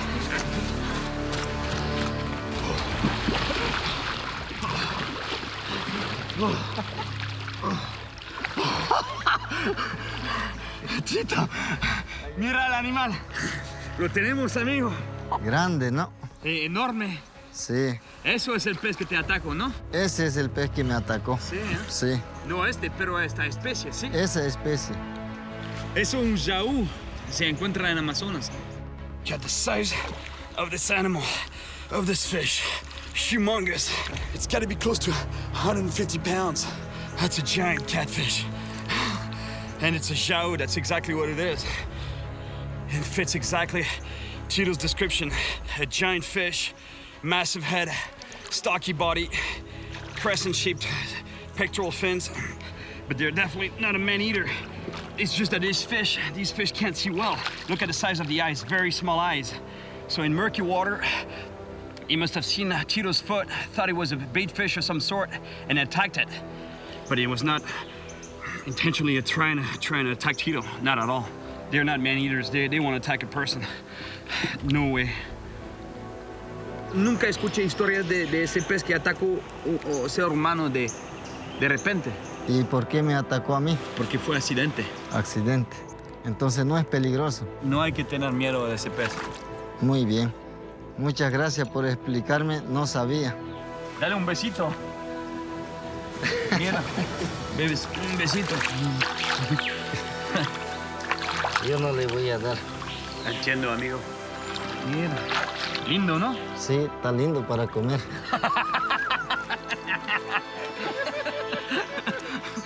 Está lindo para comer. I came to the Amazon jungle, where I got to experience the way of life of the Chimane people. I had a really good time with some great guys. Buen tiro. They even let me fish for their beautiful and revered golden dorado. That's what we're looking for. The tiger of the river. As always, to get to where the big fish are, it's no walk in the park. But we were super motivated to get to the fishing spots. They showed me that things are not always what they seem. And I think that by landing one, I helped with their fear of the Jao, a misunderstood fish that they've been afraid of since Tito's unfortunate accident. Lindo, ¿no? Sí. Now, I hope they can once again live in peace with this beautiful river and this giant fish. The tide is coming in so fast. Look at the sandbank, it's almost gone. I'm gonna have to swim.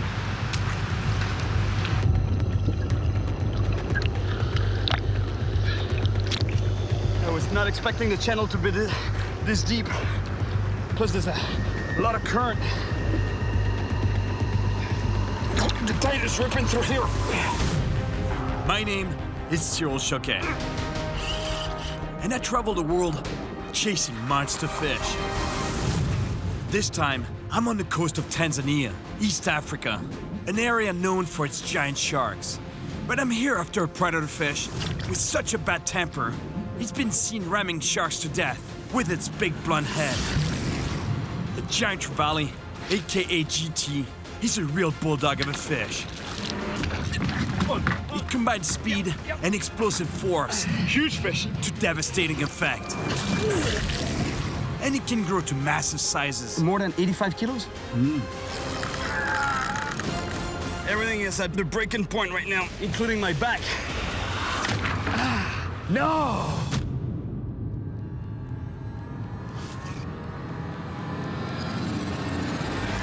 I'm in Tanzania on a mission to catch a giant trevally. These fish can get massive, over 150 pounds. And I'm telling you, they're so powerful, they rule the reefs around here. They've even taken a run at divers who've encroached on their turf. And with their incredible speed and power, they compete with sharks and another apex predator, the massive dogtooth tuna. I've come here to the coast of Tanzania to fish the waters of the Indian Ocean. I've heard stories of huge GTs here. So I've come to meet a fisherman that has spent his life on these waters. I'm hoping he can give me some clues. Mohammed?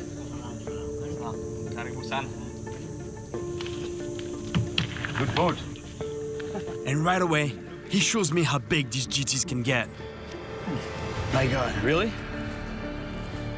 Like this?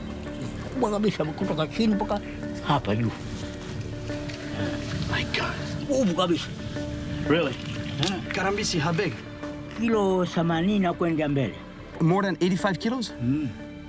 Na wewe nguvu kiwa huna, basi anaweza. My Swahili is really limited, but I'm still picking up a few words enough to understand what he's talking about. Fall in the water. Very strong, huh? They can pull you overboard. Are there still fish this big today? Karambisi, out at sea, far, in deep water? In the bay, no more. No? All gone? Asante sana. Respect for a lifelong fisherman. And just as I was leaving, I see something that happens everywhere in the world. That's pretty sad. I hate to see dead sharks, but you know, happens everywhere in the world. Tiger shark, huh? That's a young tiger shark. Look, the fins were cut off. And in a lot of places in the world, they actually cut all the fins off. See, the fins of the shark are missing. They've been cut off. They cut the dorsal fin. They must have cut off the pectoral fins. Yeah, pectoral fin is gone. And yeah, the caudal is gone too. Part of the caudal fin has been cut off as well. And you know why they do that? Because the resale value of the fins is higher than the body itself. Because the flesh of the shark is, you can sell it, but it doesn't sell for much. And you know, a shark usually is big, so it takes a lot of room on a boat, it takes a lot of gas to bring it back. So just keep the fins, throw the body. You know, it's said that about 100 million sharks are slaughtered every year, mainly for this finning, shark finning. It's very sad. But here, they're gonna eat it. It's not gonna go to waste.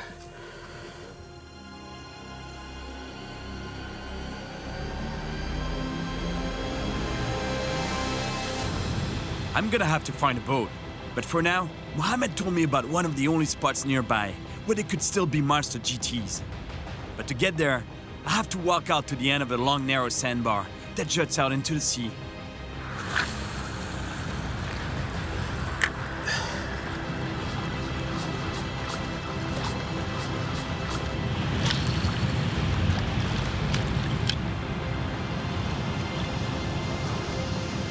I keep casting, but the wind makes it really tough. I just changed lures because this one is really good. The problem with it is that it's not really heavy, so it doesn't cast well into the wind. And right now, I have to cast into the wind to reach the dropout, the deep water. And this one here is a lot heavier, so I can cast it like a missile. It just punches through the wind. So it's perfect. And it's a good lure too. It's a very good lure. Now I'm casting my lure where it needs to be. But not a single bite. I can't see any, but I'm sure there are GTs swimming nearby. But I just realized I've been here a little too long. The tide is coming in so fast. Look at the sandbank, it's almost gone. Completely gone.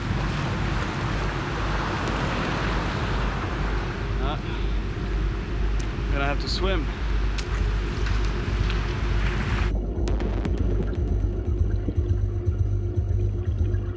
I have to get back to the mainland. It's pretty far, and I know there are tiger sharks around.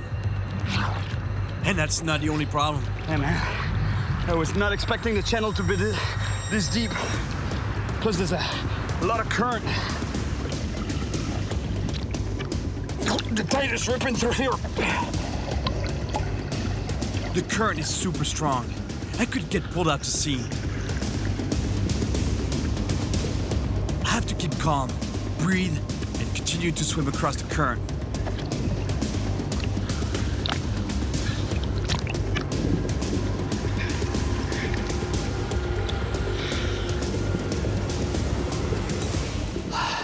Yes. Man, I didn't realize that the channel was this deep. And a current.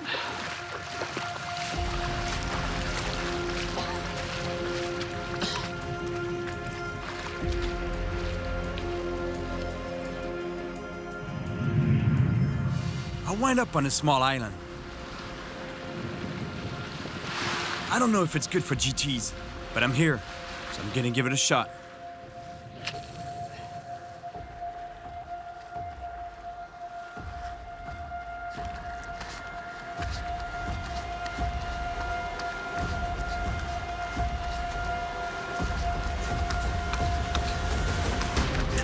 Fish. Here we go. I don't know what it is yet. I think it might be a GT though. Whew. Yeah, I think it's a very small GT. All right. A tiny, giant trevally. A baby one. Man, I told you those fish can get humongous, over 150 pounds. We're far from it. It's gotta be 2 pounds, this fish. But the power they have is incredible, even at that size.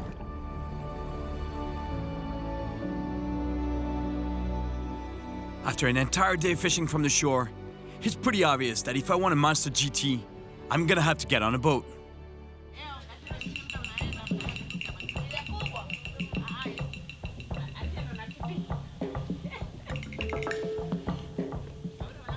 I've come to a small village to meet a fisherman whose name is Dimbo.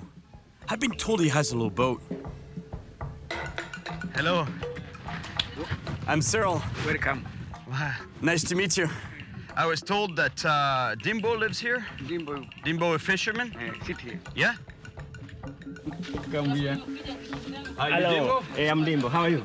Nice to meet you. Nice to meet you. Yeah, I was told you're a fisherman, right? Yeah, I'm fishing. All right. Yeah. Thank you. How long have you been fishing for? More than 12 or 15 years I did fishing. Oh, wow. Wow, so you know all the good spots. Yeah, I know that. Yeah, I've been fishing from the shore, but I'm not doing much. You know, like it's hard to find the big fish. And I'm looking for a Karambisi GT, a giant trevally. Yeah, we can go because I have outrigger. Outrigger? Yeah. Oh, okay, yeah. And he fishes with you too? Yeah, I do see. Does he speak English a little bit? Because my Swahili is very limited. Wow, hakuna matata. Hakuna matata, no problem. No problem. We'll find a way to communicate. You'll do the translation. Yeah, it is. I will do that.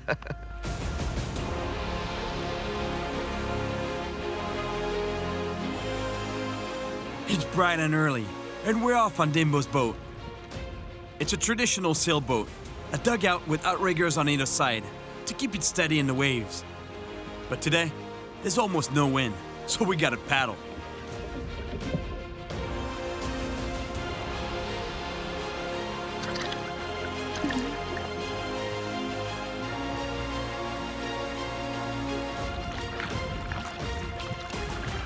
We're getting to a drop-off, close to some deep water. The GT's hunting ground. So this is a good spot for fishing. Yeah? Yeah, because this is a deep sea. You see, this is the reef, this is the wall. How deep is it here, you'd say? 70. About 70 meters? Yeah, it is. Wow. Must be some big fish down there, no? Yeah. Big fish usually like deep water and take advantage of the wall of the drop-off to ambush and trap prey.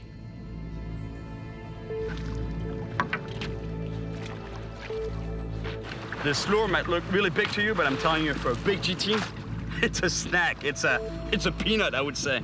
They don't care. They're so aggressive and they get so big, they'll attack anything. So the idea with this lure is that it floats. So I cast it as far as possible, and then boom, once it hits the surface, I give some nice big twitches on the rod like this to make it pop. That's why it's called a popper. It makes a lot of noise on the surface and it calls the fish up the water column. They can hear it real deep or from a distance, and they come and attack it on the surface. It's really visual. And when I want to nail it, so boom, they come up from the bottom. Boom. It's really, really exciting.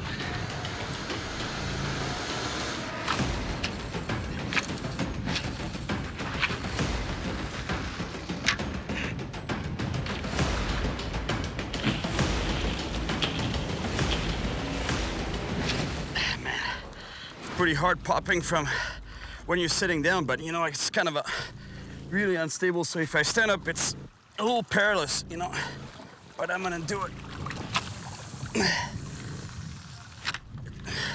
You know, you get a better angle on the lure like this when you're standing up, so you can give it better motion. But if I get a fish attacking the lure standing up in this position and my footing is not really good, I might just get pulled overboard. It's so narrow that I have one foot like this and the other foot like this. So basically I'm standing like a duck. So I have zero balance. If I get an attack on the lure, you know what? One thing at a time. Let's get a fish to attack this lure first, and I worry about the consequences after.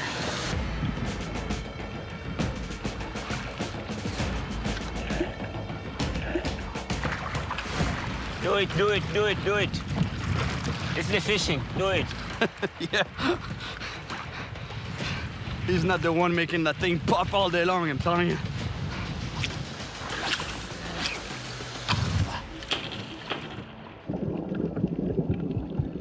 You must think I'm crazy fishing like that, no?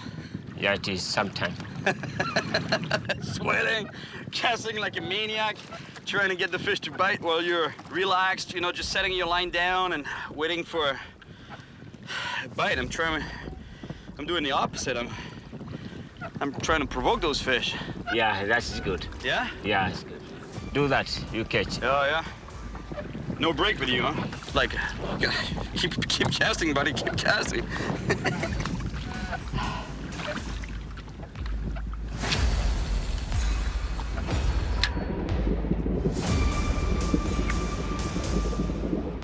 I think I saw something behind it. Oh, fish. Yeah, DT. Come on, fish, come on. Oh! Whoa, did you see that? Yeah, how many? Oh. Okay. Good job, good job. Thank you, my man. Oh, no, it's not a GT. It's a big eye trevally.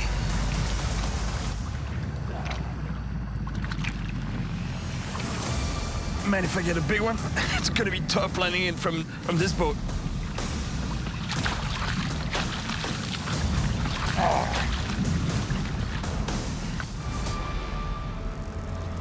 Good job.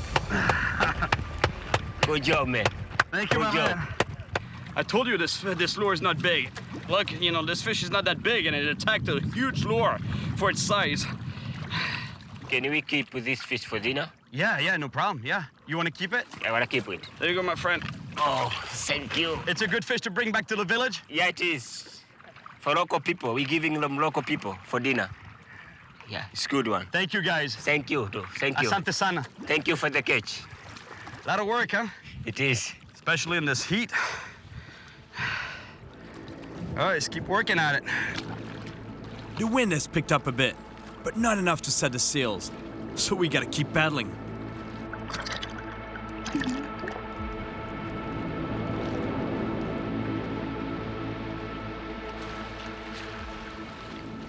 Look. My God.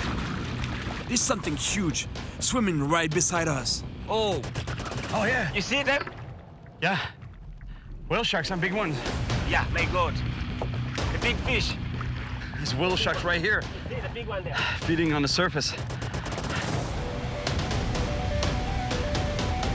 I know these waters are home to other kinds of sharks, but I can't help it.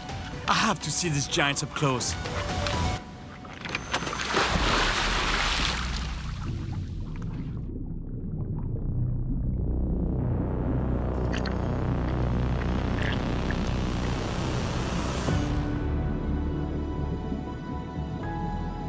Reaching sizes in excess of 40 feet, whale sharks are the biggest fish in the ocean.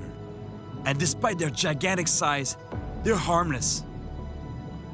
They only eat plankton or tiny fish along the surface. There's a few of them around, and they swim right up to me.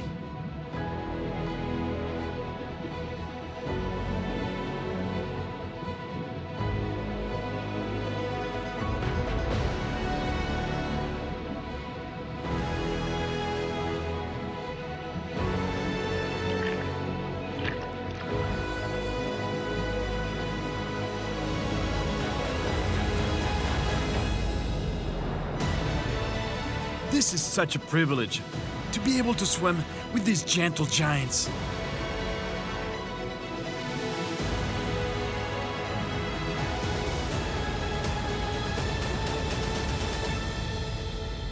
Oh, it's beautiful, guys. Oh, my God. Thanks for spotting him. Oh, yeah, my God. Big fish. This is good, good sign for fishing, right? It is. Super. Whoa. It's good, Omen? Yeah, it's good. It's good one. Very good. Let's get back to fishing.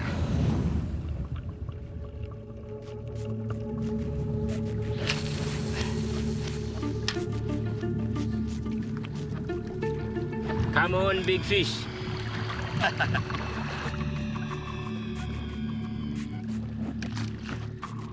It's over 100 degrees. We've been at it for over 3 hours now, but with not much to show for it yet.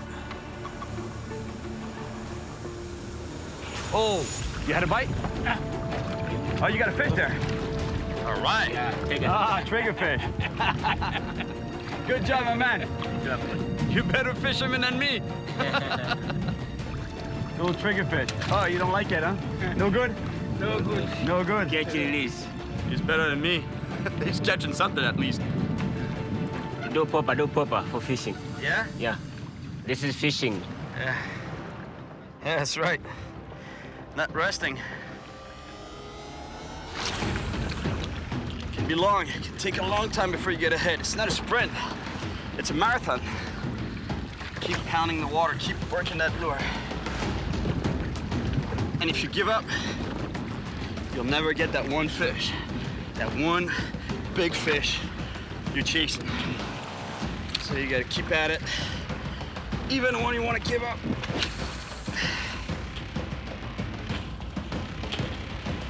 Oh, the fish is chasing. Oh yeah. Yeah, Gigi's coming up for the popper. They're coming back. Yeah. Yeah.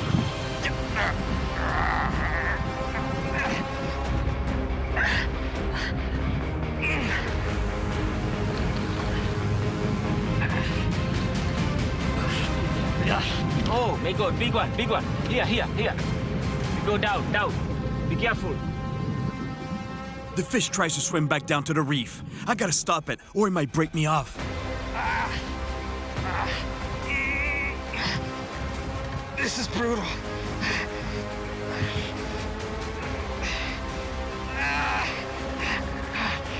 I got my fish. I think I got this fish under control now. Coming up. Okay. Oh, big fish. Yeah, it's coming up. It's coming up. Power of this fish is incredible. Oh yeah, here it is. Come on, fish.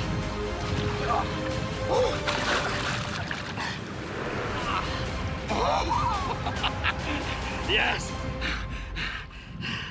Beautiful animal. Beautiful fish, but not the monster I'm looking for yet. This fish is really tired. I'm gonna put it right back into the water because it's just as tired as I am, and I don't wanna hurt it.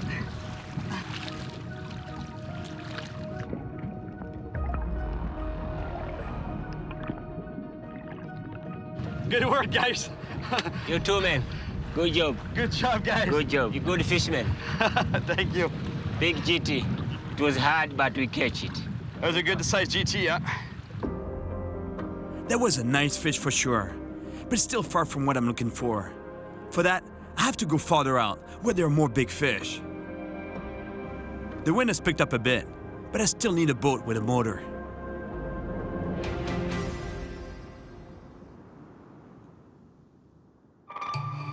This morning, I'm meeting with a local fisherman that will certainly be able to help me out. You're Ali. Yes. Mambo Vipi. Poa, karibu. How are you doing? I'm doing well, Yeah? thank you. This is your boat right there? No, this is not mine. Mine is over there. Oh, it's a dhow there, huh? Yeah, that's Nice. a small dhow there. I've been trying to catch karambisi, and I've been told that you're the one fisherman I should talk to on the island.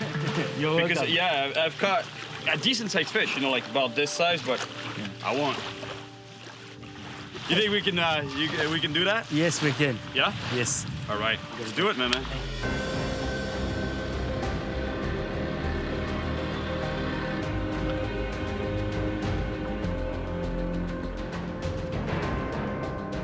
We're on our way to some remote underwater reefs. All right, my friend, let's catch a fish. The captain is a professional fisherman, and like Ali, he knows where we're most likely to find the big predator I'm after. On the way, I put 2 lines out. You never know. So everything come from deep, from the deep reef. That confirms what I was thinking. To better my chances, I need to fish the reefs further offshore, where there's less fishing pressure. Yeah, we have to catch something, because gotta eat tonight. The only thing we have is rice, so. I mean, I like rice, don't get me wrong. We need protein.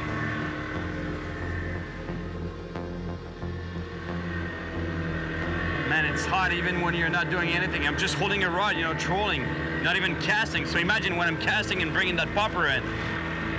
It's deadly. It's so hot. Fish on this line. Fish. This line. Slow, my friend, slow. Yeah, get a fish. Thanks. I don't know what it is yet, but we'll soon find out. It's not a big fish. It's a GT, a small GT. Oh no, it's a big trevally. Putting my glove on because those fish, they have very sharp bones on the tail, and it's hard on the fingers. It can cut your fingers.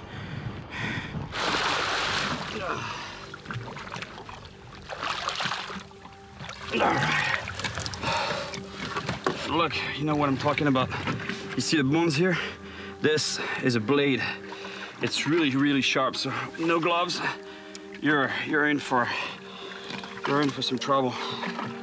No wonder they call big eye trevally. Look at the size of the eyes. Huge. Clearly a sight hunter.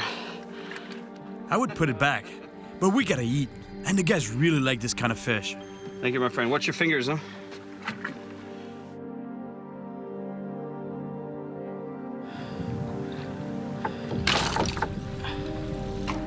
Oh, man. Hey, this boat is beautiful, but in terms of fishing, especially casting, it's a real challenge. There's so many obstacles in the way of my cast. There's ropes here, there's a mast on the deck here. You gotta be careful when you're casting, not to get tangled in something.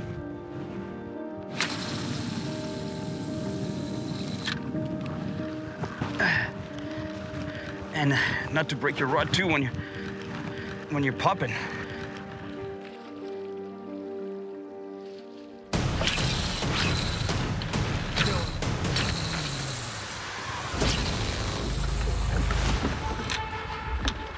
I keep casting, but it's scorching out. We're baking in the sun, and we're between tides. Fish are not really on the hunt right now. Plus, the captain is really hungry. I think it's time for a break.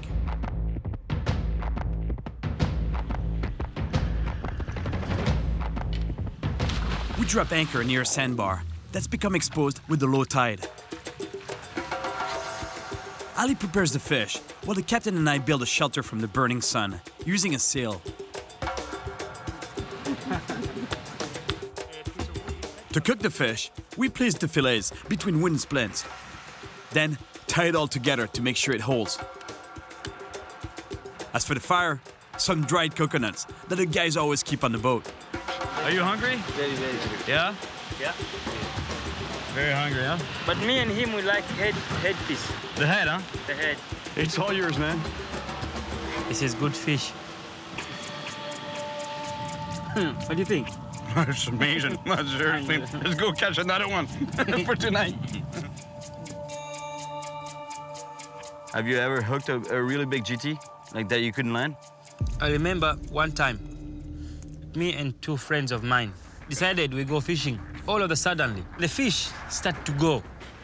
All of the line was almost finished. It's 3 kilometers and something. What do you mean? Like he pulled you for 3 kilometers? 3. Wow. Yeah. Wow. Yeah, very big one. 72 kilos? Kilogram. Wow. Taller than me. That is huge. Imagine he got pulled by the fish for 3 kilometers. That's 2 miles before he could land it. But honestly, I could get pulled for 15 miles. I don't care. To land a fish like this, no problem. I really want to catch that fish. Once again, I'm getting kicked off a sandbar by the rising tide. I think it's time to go. It's time we get back to fishing. The tide is moving, and predators like GTs should be on the hunt.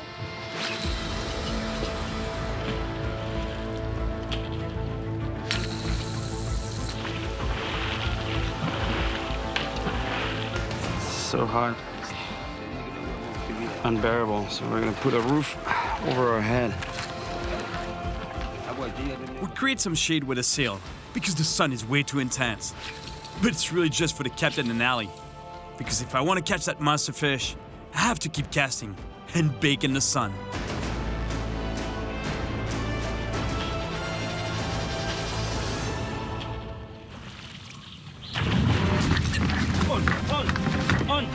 On. Huge fish, huge fish, huge fish. Ooh, out of the water, big one. It's a huge GT, huge fish. Big GT, guys.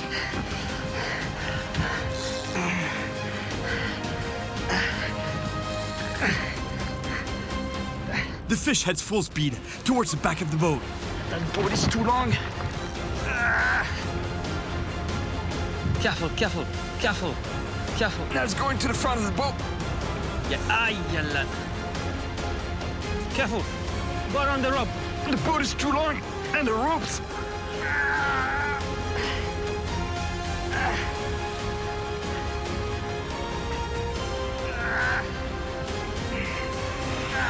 Oh no! What's happened? He broke me off! Huh? What happened? Cut me off on the bow, on the hull. It was a huge GT. And I was trying to keep the fish to the back of the boat, but he ran me underneath the boat. And the line touched the hull. That was it. Broke me off.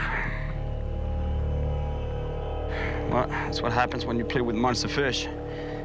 Can't win all the time. A lot of times you actually lose. Like now.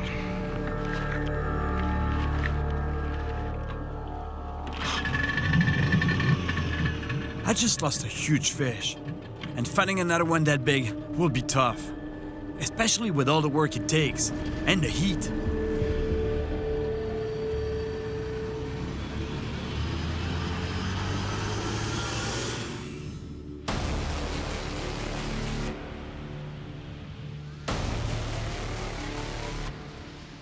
At the market this morning, I see firsthand that there is fishing pressure around here.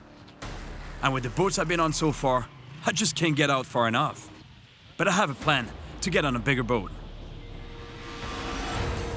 I've been fishing for 3 days, and I've only managed to catch a single nice GT. Beautiful GT. But I lost a really big one. Oh no! He broke me off! I'm on my way to meet a crew I know.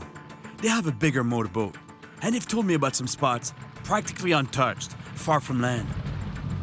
Well, I hope I'm gonna catch that big GT over there. I've fished with JJ in the past, and I'm sure it can help me find the monster GT I've been chasing. Hey guys. Hey Cyril, how are you? JJ, how are you? Good to see you again. You still look young, man. You haven't aged at all. I shaved him. Here's JJ's crew. Hey, Ali. Hi, Cyril. His first mate, Ali. Second mate, Bernard. Hi. Good to meet you, man. Hey, Maddie. And Maddie, the captain. Long time. Yeah, a long time. All right. I can't even tell who you are, really. The sun, huh? Yeah. All right. Welcome back, Cyril. Well, it's good to see you. All right, let's go catch some fish, guys.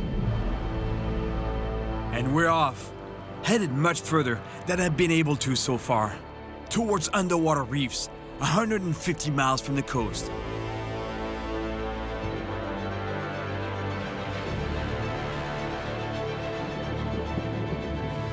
Wow. Tell me where the fish are, guys. We arrive on top of the first reef, and we're gonna try to fish with bait. But first, we gotta catch some. There's dolphins, there's birds, there's bait over there. Should be some big fish around here. This concentration of birds is a sign that the water is teeming with bait fish, and the predators shouldn't be far behind. Look at the bonita on top. Hunting, it's beautiful. It's a real feeding frenzy. The bait fish is pushed up to the surface by the predators down below and attacked by the birds from above. Now is the time to catch a good-sized bait for a GT. Yeah.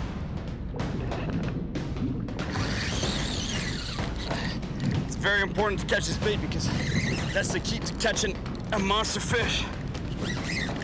Wow, there's Dr. Tuna chasing it. I have to land this fish before it gets eaten. Oh, he's coming back for it. Oh, no, it's good. Turn away. There we go. All right, guys. Good job, man. Yeah. We got some bait.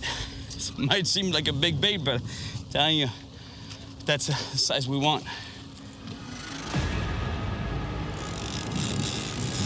We drop the bait down to the reef. There's gotta be monsters down there.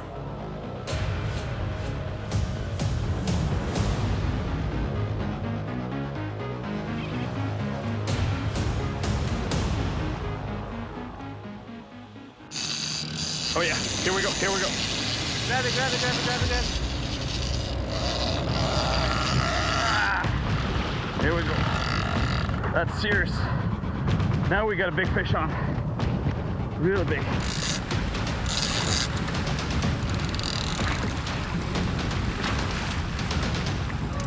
Swimming towards the boat. Yeah, it's okay. Careful.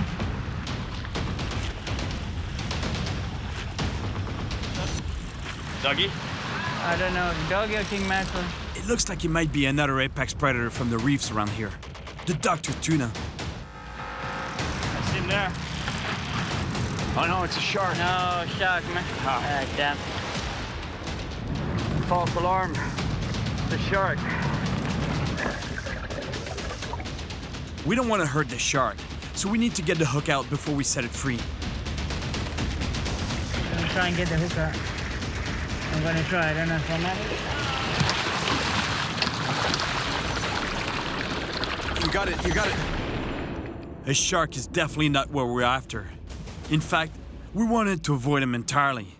Plus, he just ate our only bait. Too bad, I really thought that was it. Yeah, it went. It took off, it really went down, yeah? Like I really thought that was it, man. Like a proper fish, yeah? Yeah. We're on our way to another reef, some 300 feet straight down. Much deeper water here. I'm gonna switch up my technique and try some vertical fishing. The first few drops of jigging, they hurt. You're not warmed up, and the pain is real. But then if you hook a fish, the adrenaline kicks in and you don't feel a thing anymore.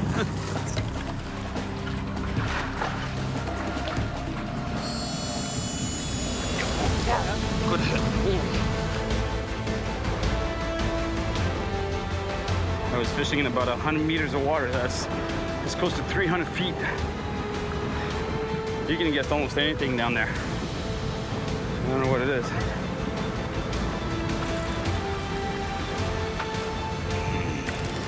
It's touching the reef. Yeah, it's a big GT, yeah? You think it's the GT, yeah? Yeah, might be lucky. I think that might be the big GT, the monster GT I've been chasing. But it's too close to the bottom right now. Yeah, it's coming up. Yeah, I think it's off the reef now. Yeah, it's off. I finally managed to get the fish out of the rocks. And all of a sudden, he ducks right back down.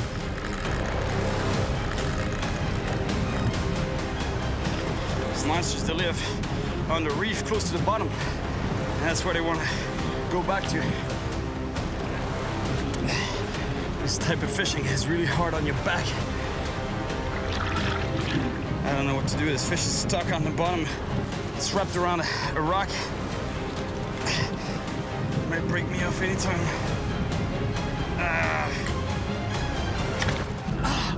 No! Got you. Thank you, man. Oh, bad luck. Bad luck. That was monstrous. Whatever that was. Yeah. Where you reefed you? It was a GT that could have wrapped me on the bottom? Probably a GT or a big grouper. There was nothing I could do. This fish was wrapped on a rock on the bottom, wrapped around.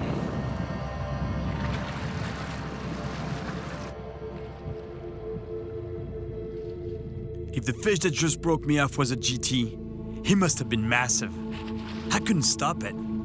I really want to see what's down there. And since I have some gear on board, I'm gonna take a look. Good.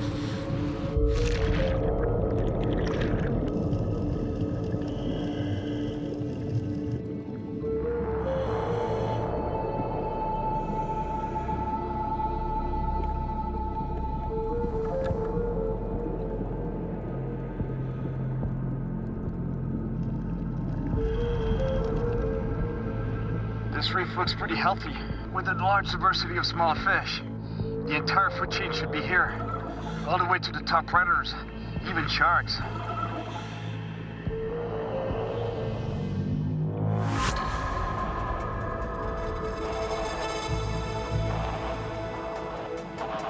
I'm gonna go up to the top of this reef. Nice little grouper.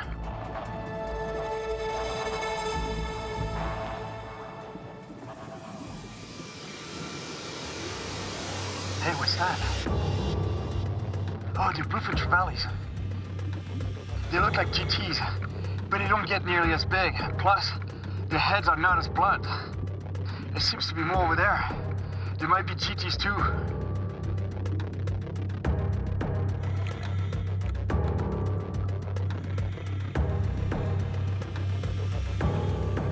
The bluefins are on the hunt, but I won't try to keep up. They're way too fast.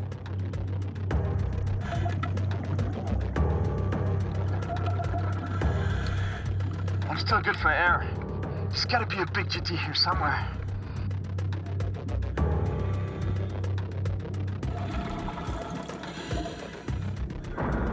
Wow, the size of that fish. Unreal. It's not a GT. It's even bigger, and known to be more powerful. It's a dogtooth tuna, or doggy. There seems to be some serious dogtooth tuna around here. If I got one like that, the fight would be even more intense than with a GT.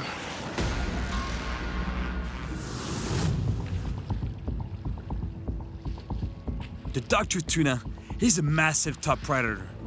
At over 230 pounds, it can get bigger than a GT. I've never caught a huge one before, but after what I just saw, you can be sure I'm gonna try. With the light fading, I'm gonna use a glow-in-the-dark jig like this one. At the end of the day, and especially in 300 feet of water, it's pretty dark down there. So the jig will be much more visible to the fish.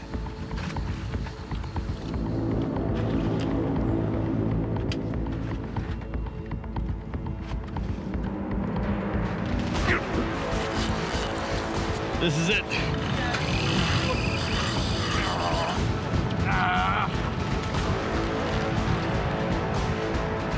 First drop, boom.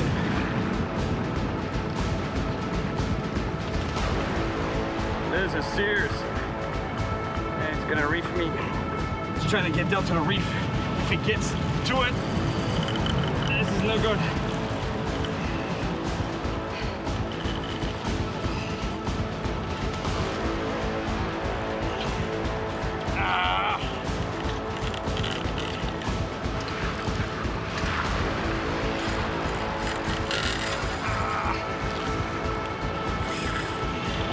Just keep it tight. Yep. This fish is super powerful, and if it gets down to the reef, there's a good chance it'll break me off. So I have to keep it up. Starting this fight, it was daylight still. Big fish on jig, eh? All right. It'll take you a while, eh? Buddy, yeah. He's getting to the reef there. The fish makes another run. Maddie gives it some gas to help me keep it away from the reef. Okay, Maddie. That's a big fish, It's going again, huh? Yep.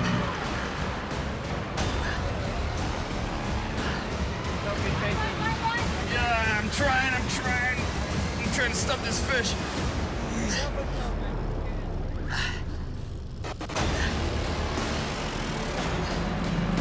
Yeah, thanks, Maddie. Good job. Sorry, guys, I'm not talking to you too much because I'm under a lot of pressure right now. I want to land this fish. It's a monster. It's not a GT, but it's a big fish. It's a Dr. Tuna, I think. What do you think it is? Big doggy. It's a doggy? It's a big one, yeah. If it's a Dr. Tuna, then it's even bigger than the one I saw in my dive. Yeah, It's coming up. I can feel it. It's coming up. Yeah, he's gassed up, yeah. Oh, yeah, I see him there. Yeah, that's it. Yeah. Oh, my, it's giant. It's a big fish, yeah. Yeah, I'm going to land it on this side here, if I can. Alex, come here. Yeah, I'm going to grab the leader. Yeah. You get the leader? All right. All right, let me pull back a little bit. All right. It's huge. Let me get the jig out of its mouth so we don't get hooked on. You got the jig? Whoa, that's a big fish, guys. What a monster. Might not be the giant GT I was looking for, but look at the size of this Dr. Tuna. Unbelievable. That's a monster right there. I still can't believe it. How big is this fish, JJ? It's a monster, Cyril, man. That's a good 80 kilos at least. 80 kilos? Yeah. My God. That's close to a world record. Bye.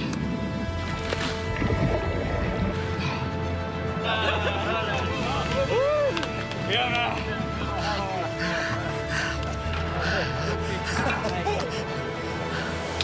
Oh, my God. I was expecting a big GT coming here, man. You put me on a huge doggy. The doggy of my life. It's going to be bigger than any GT you're going to catch, man. Yeah. No, the GT is totally... I forgot about the GT. I'm coming back next time for a GT, guys. All right. I came to Tanzania after a monster giant trevally, and I managed to get a nice one. Beautiful. The GT. But I wanted bigger. I had a monster on my line. Oh, no. For a little while. He broke me off. Giving up was out of the question. Yep. And with JJ's crew, I caught a giant fish. Unbelievable. Much bigger than the giant trevally I was here for. Yeah, man. There's some weight on that line, I can tell you that. Oh yeah, it's coming up to the surface.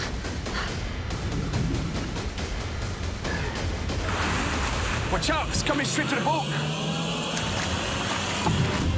My name is Cyril Chauquet, and I travel the world chasing monster fish. Unreal. It's gotta be 10 feet long. This time, I'm in Senegal to try to succeed where I once failed, to catch a giant blue marlin without a fishing rod and with just a simple hand line. Here, the marlin fishermen are fearless, heading 30 miles offshore in skinny boats straight into huge waves, where they face the brutal force of a giant fish with nothing more than a simple line. Attention tes pieds, Dali! Une fois que tu as attaché, tu tombes à l'eau, t'es mort, hein? Each year, several fishermen are lost at sea. 2 personnes sont mortes. Ouais. Le pirogue est chaviré, hein? Ah, ils sont morts, hein? I've tried for years to catch a marlin on a hand line, just like Santiago, the character from Hemingway's novel, The Old Man and the Sea. Yes, it's a marlin, it's a marlin. Catching a marlin from a big boat is challenging and dangerous enough. But attempting it from a tiny wooden boat in super rough seas will be a whole other story. And it's a big fish.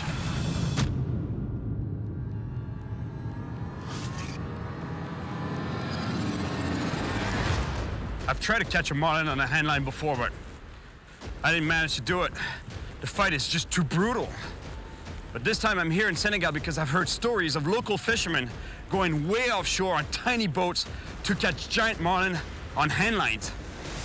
Blue marlin are among the fastest fish in the ocean, capable of reaching speeds of more than 40 miles per hour and weighing over 1,700 pounds.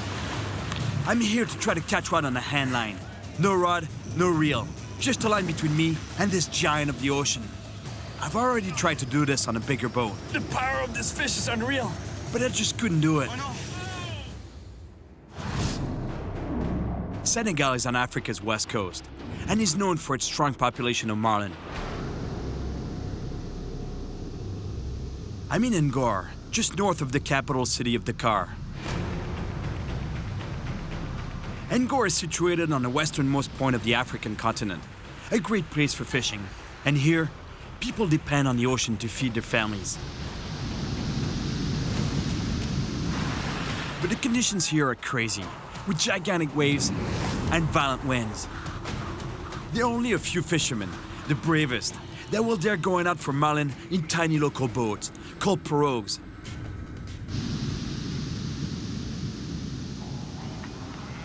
But these guys are real legends, and not easy to find.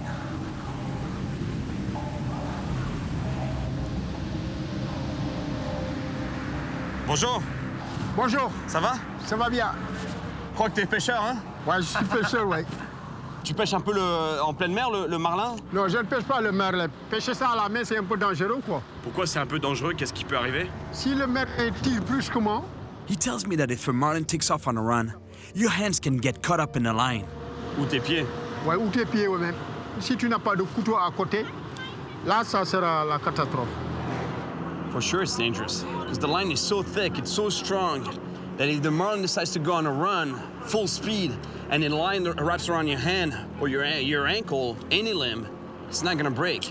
You're going over and down with the marlin. I'm aware of the danger, but I have to find somebody willing to take me out to sea. And these days, there are only a few fishermen daring enough to get through the wall of waves. Mais avec ces vagues là qui en ce moment, c'est dur de sortir en mer, hein? C'est dangereux, non? Ouais, il y a des accidents. Même avant-hier, il y avait un accident de bateau là. Qu'est-ce qui s'est passé? Causé la mort de 2 personnes. 2 personnes sont mortes? Ouais, ouais. He tells me their boat capsized, and with the cold water on the waves, they didn't last long. Imagine, it's already very dangerous to catch a marlin on a handline. And these guys, they also have to deal with the waves every day, going out and coming back. Monster waves. And these 2 guys, apparently on the way back from what he's saying, they missed the window between the set of waves, tipped over, died. 2 guys, 2 fishermen. For these fishermen, a single marlin brings in a month's salary. But there are major risks. The Senegalese Navy regularly saves fishermen lost out at sea. And each year, a number of them don't make it back at all. Ok, bah merci beaucoup, mon ami. Merci. Merci. Allez. Bonne journée. The wind and waves had been relentless for days, preventing any fishermen from leaving the bay. The few who decide to brave the waves are quickly forced to return to shore. And for most of them, that means they won't be able to feed their families. So everyone waits impatiently for the weather to change. Meanwhile, the fish markets are deserted. Wow, look. I've been told that these are the stands where they put the offshore species, like tuna, sailfish, marlin. They usually belong here, but right now there's nothing. I've seen a couple of inshore species like barracuda, snappers and stuff, but it's just too windy to go offshore fishing.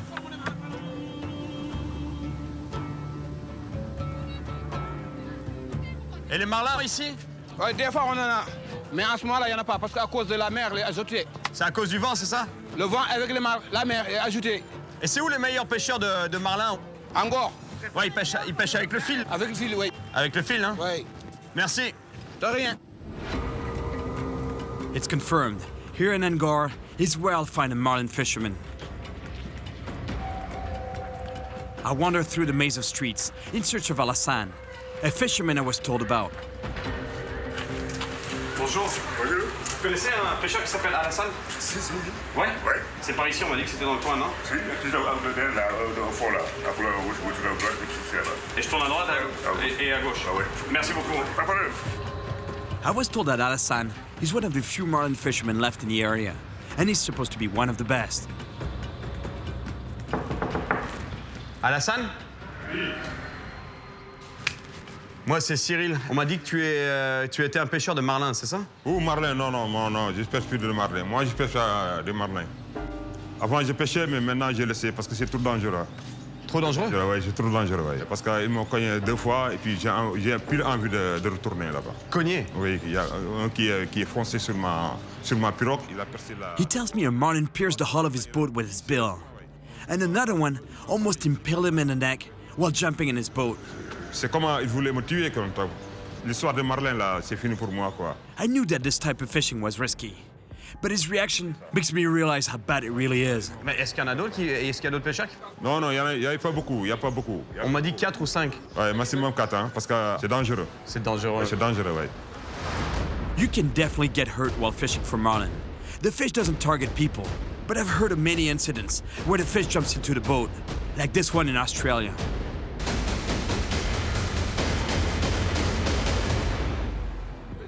Finding one of those 4 guys who still fish for marlin is gonna be tough. But it tells me that his friend Fila fishes for tuna in the same area where marlin can be found too. Alassane, merci beaucoup. Although he won't be able to take me out himself. At least now, I'll get to fish in an area where marlin can be found. But with the wind and waves that continue to pound the shore, I wonder how we'll even be able to get out tomorrow.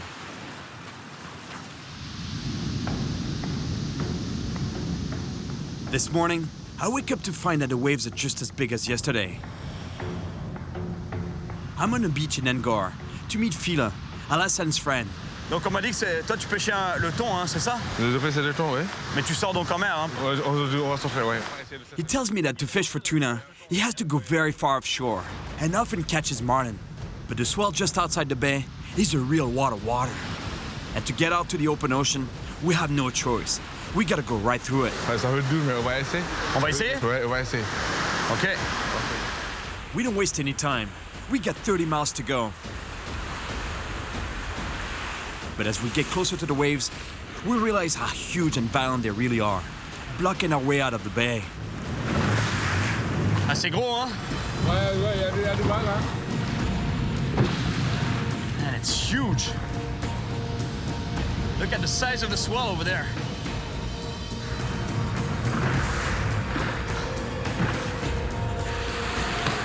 Et là-bas, c'est énorme, hein? Ça passe pas. Ça passe pas. Oh my God, look at that. It's huge. The swell over there has got to be 15 feet. And it's the only way out of the bay here. We can't. No way. Look at that. Waves usually come in sets, and Fila thinks we can make it if we wait for a moment.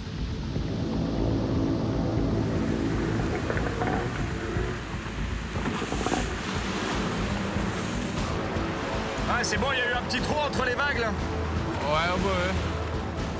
Now's our chance, so we go for it.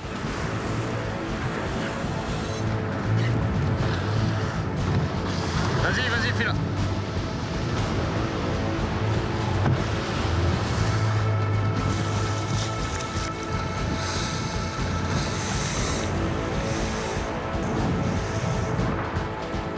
Et on est passé?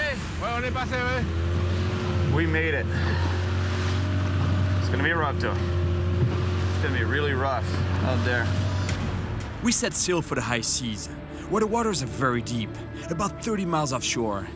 This is where pelagic predators such as tuna and marlin live and hunt.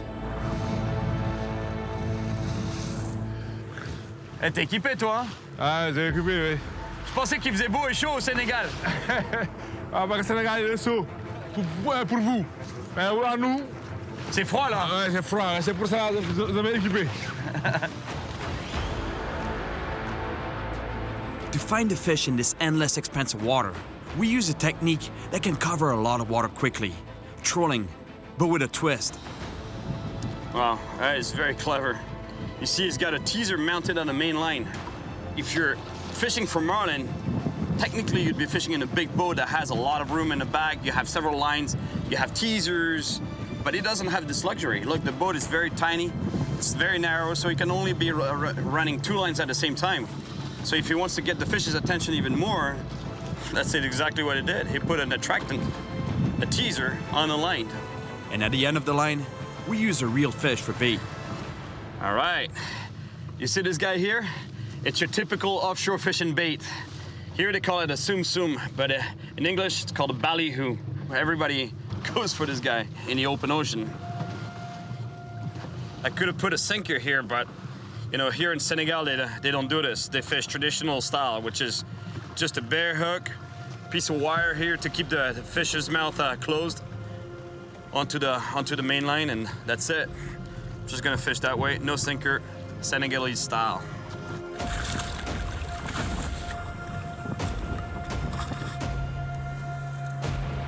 These teasers are used for trolling because they splash, make a lot of noise, and leave bubble trails.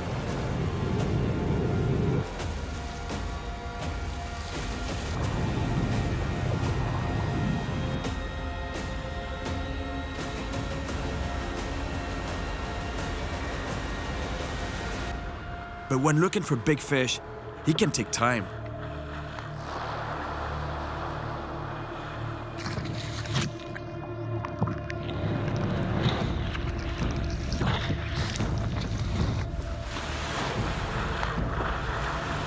Et puis là, tu prends des gros thons ici? Ouais, je prends des gros thons ici, oui. Quelle taille? À 80 kg, 130, 90, ici. De 80 à 130 kilos? Ouais. 130 kilos? 130 kilos. Waouh! Puis ça arrête pas, hein? Ouais, ça arrête pas, ça arrête. Mais si ça arrête, après il est fatigué.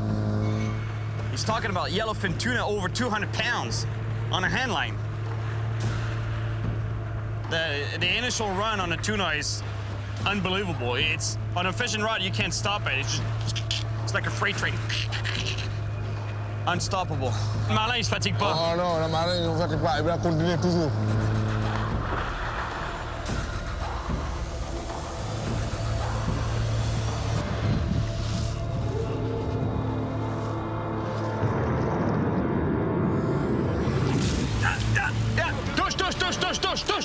Touche! Ouais, ça y est.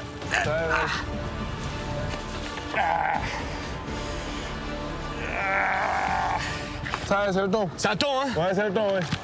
Seeing how much it's pulling, it's gotta be a big fish. There's some weight on that line, I can tell you that.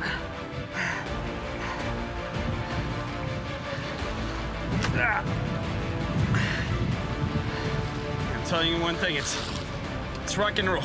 Fighting a big fish from a tiny boat like this in crazy swells. You gotta find your balance, and at the same time you're fighting a monster fish. You gotta make sure you don't get wrapped up by the line around an ankle, around your wrist, your hand, or even worse, your neck.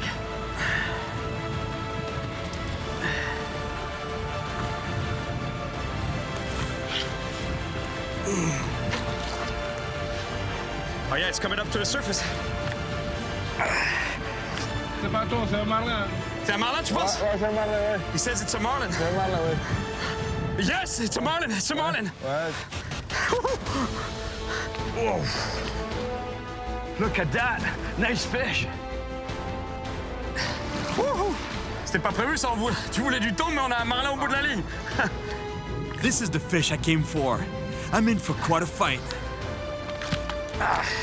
Attention à la ligne, Cyril. Attention à la ligne. Ouais. Attention, fais attention. Ça va, tu gères la ligne, c'est bon? Ouais, je gère la ligne, ouais. Mais fais attention. He's organizing the line.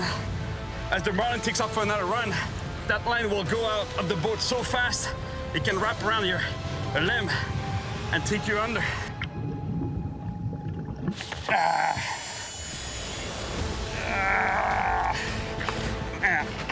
Ouais, il tire. Laisse-le tirer le bateau. Ouais? Il va fatiguer, ouais. Keeps changing sides. It's normal. That's how you tire the fish. The fish right now is not fighting me so much. It's fighting the way of the boat. It's coming up. Coming up. Coming up. I'm getting to the end of this fight, but there's a problem. Et il est à peine accroché, puis là, ce poisson, il est à peine accroché, il va se décrocher. Il va se décrocher. Ça arrive souvent, hein. Fais attention, hein. It's jumping. It's gonna get off. Non! Non! Non! Il s'est décroché. Oh non! Ah, je suis désolé. Ouais. Il s'est décroché. Ça arrive, hein. For me, that means losing the fish I came here for. But for Phila, it means a lot more. Losing what was gonna feed his family. I'm so disappointed right now. That was a good fish. But I could tell he was gonna get off. The hook was barely into the bill. And hooking the fish like that into the bill, not a good thing because the bill is really hard. It's bone. So, you know, fish jumped, shook its head a couple of times. That's how it got off. Ça, c'est comme ça à la pêche, hein. Ça arrive tout le monde, tous les pêcheurs. C'est pas grave, ça. C'est pas ta faute. Ouais, mais toi, c'est différent, là. T'en as besoin de ce poisson. Puis moi, je te l'ai perdu. Je me sens vraiment mal. Là. Ça, c'est pas grave. We're almost 30 miles from Angar, and we gotta get back before it gets dark.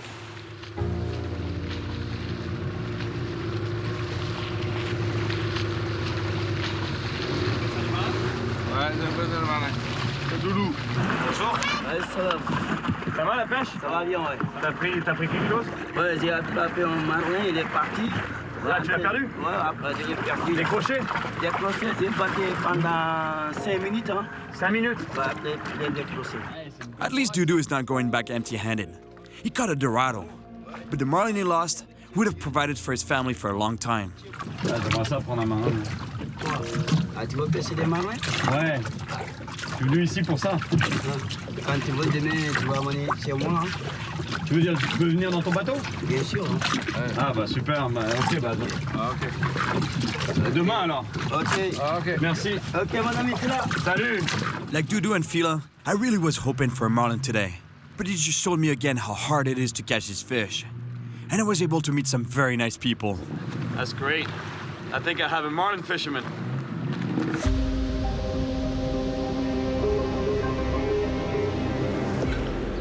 Back in Angar, the wind and waves are relentless, keeping most fishermen grounded.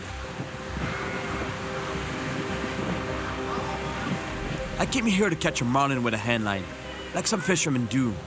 But accidents happen all the time. It's very dangerous, and the conditions are totally extreme. That's why only a handful of guys still do it. Most of them, like Jibril, had some close calls and decided to stop fishing for marlin. C'est un peu fou quand même d'aller en mer comme ça. Ouais, parce qu'il y a tous les dangers. Non seulement tu te bats avec un énorme poisson, mais il y a la mer, les grosses vagues qui peuvent te faire chavirer. Ouais, c'est dangereux. Une fois, je me suis fait attacher à la main là. Tu vois là, He shows me the scar with the line wrapped around his hand. Pendant que tu avais un marlin au bout de la ligne. Au bout de la ligne. Et le fil a cassé. Heureusement que le fil a cassé. Le fil de 200 kilos, ça a cassé? Ça a cassé, oui, le fil a cassé. Wow. Une fois que tu as attaché, si tu ne résistes pas et que le fil ne casse pas, tu tombes à l'eau, t'es mort. Hein? Allez. Merci.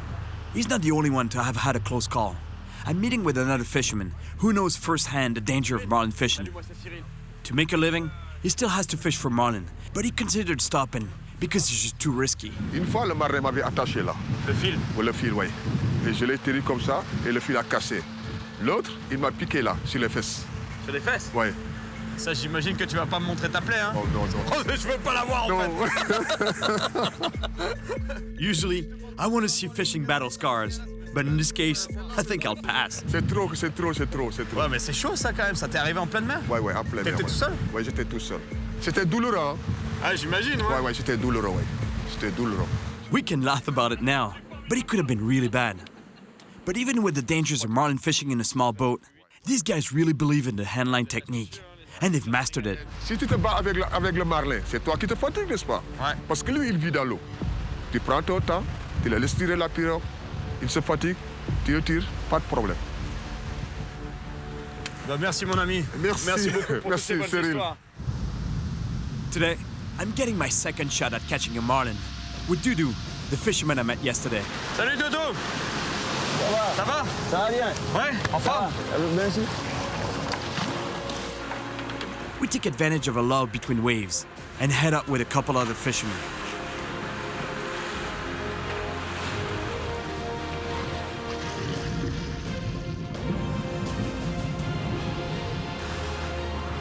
Our friends, the dolphins are here. That's a good sign. There's got to be food around.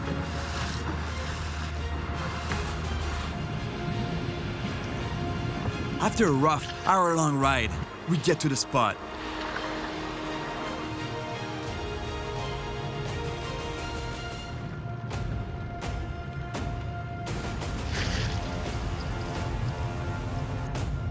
The conditions make it really tough, but to catch a marlin, we have no choice. We gotta keep at it. How am I gonna land a marlin from this boat? First of all, how am I gonna catch it? How am I gonna fight it? Have you seen the size of this boat, this pirogue? Comment on va faire pour le sortir, pour le monter à bord du bateau? On va monter un peu. It's crazy. Et oui, There's marlins here that are really big. Like he was telling me fish that are 600 pounds, 700 pounds, even more, bigger on this boat. Woo!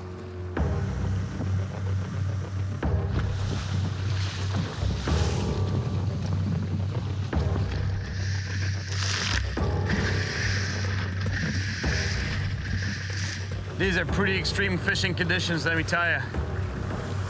These guys, they do that every day. Come out, you know, like 30 miles offshore in rough seas. Have you seen the size of the motor? It's a 15 horsepower, barely any gas, no communication system, no radio, no GPS, no satellite phone, nothing. Braving the oceans to fight monster fish, all of that to feed their families. Tout ce que vous faites pour nourrir la famille, c'est incroyable. Ouais, c'est nourrir la famille, ouais. Tout mon respect.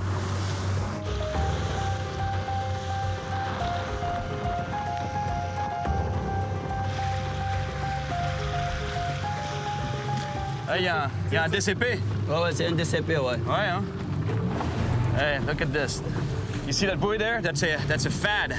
It stands for Fish Aggregating Device. So basically what it is, it's a buoy that floats on top, that's tethered to the bottom of the ocean floor by a chain or a rope. And it creates a reef in the middle of the ocean, so it attracts fish. That's why it's called a fish aggregating device. It's set up by local fishermen to attract fish and to maximize their chances of catching fish. So hopefully we'll get a bite around here. We circle around the FAD, but we don't get a single bite.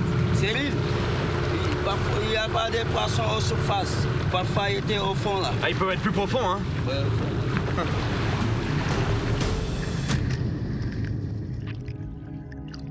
The best way to know if there's a marlin around here is to go take a look.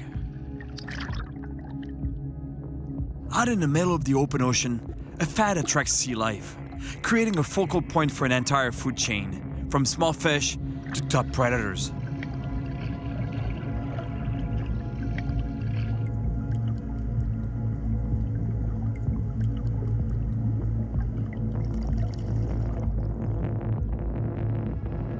There's some small fish.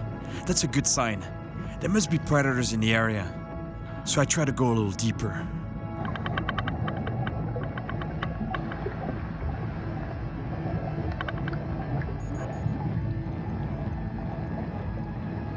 I spot some dorado on the hunt.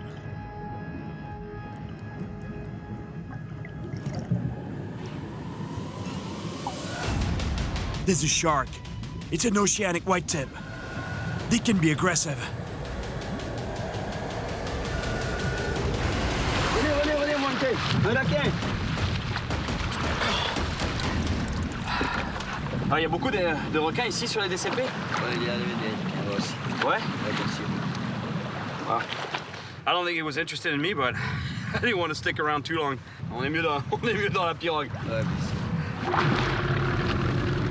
We go back to trolling, hoping for a monster bite.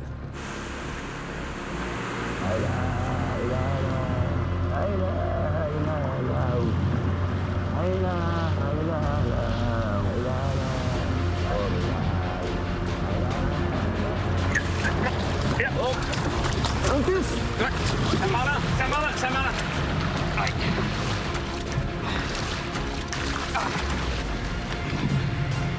I'm at the bow of the boat, and that's the best position to fight the marlin. Hey, il est beau, hein? Yeah. Super poisson. It's a big fish and very powerful. And I need to be careful not to get tangled up in the line. Oh man, those jumps, that was beautiful. That's a nice marlin. That's coming straight to the boat. Il vient à fond vers le bateau. Il vient vers le bateau. He almost jumped in the boat. I pull while Dudu deals with the line I'm bringing in. But the fish is too strong, and he dives directly under the probe.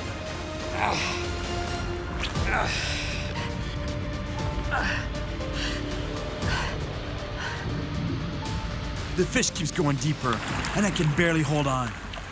But I manage to stop it and start getting some line back.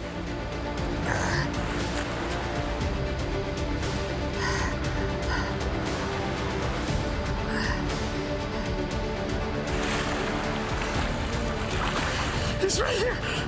Oh my God, look at that.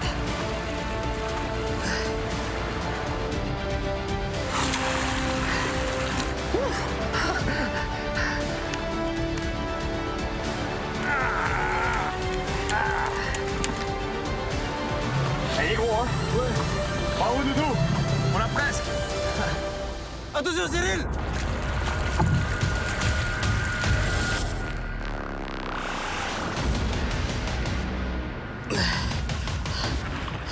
The line is tangled. It's gonna get off.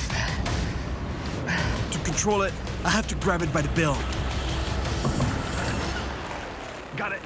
But this fish is full of fight. It shook up the hook. It's just too strong, and I can't hold on. Attrape-le! Attrape-le, Cyril! Aïe, aïe, aïe, aïe, aïe! Ici, là! Il est parti. Aïe, aïe, aïe! Il est là encore. Il est parti. Je suis désolé, mon ami. Il s'est décroché au bateau. Il me secouait la tête. T'as vu quand il secouait la tête, l'hameçon est sorti. Il a battu un peu. Ouais. Aïe, aïe, aïe. Man, I had this fish to the boat, but it started shaking like crazy.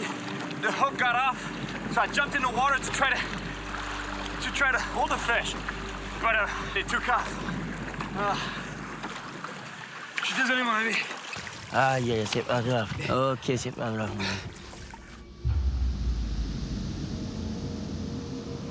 It's a new day in Angkor, but the wind is just howling, and not a single fisherman is going out to sea. The fishing cove is deserted, but there's action on the beach.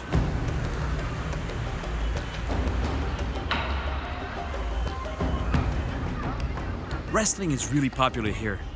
Practiced in the sand, it's all a question of speed, timing, and power. Kinda like marlin fishing.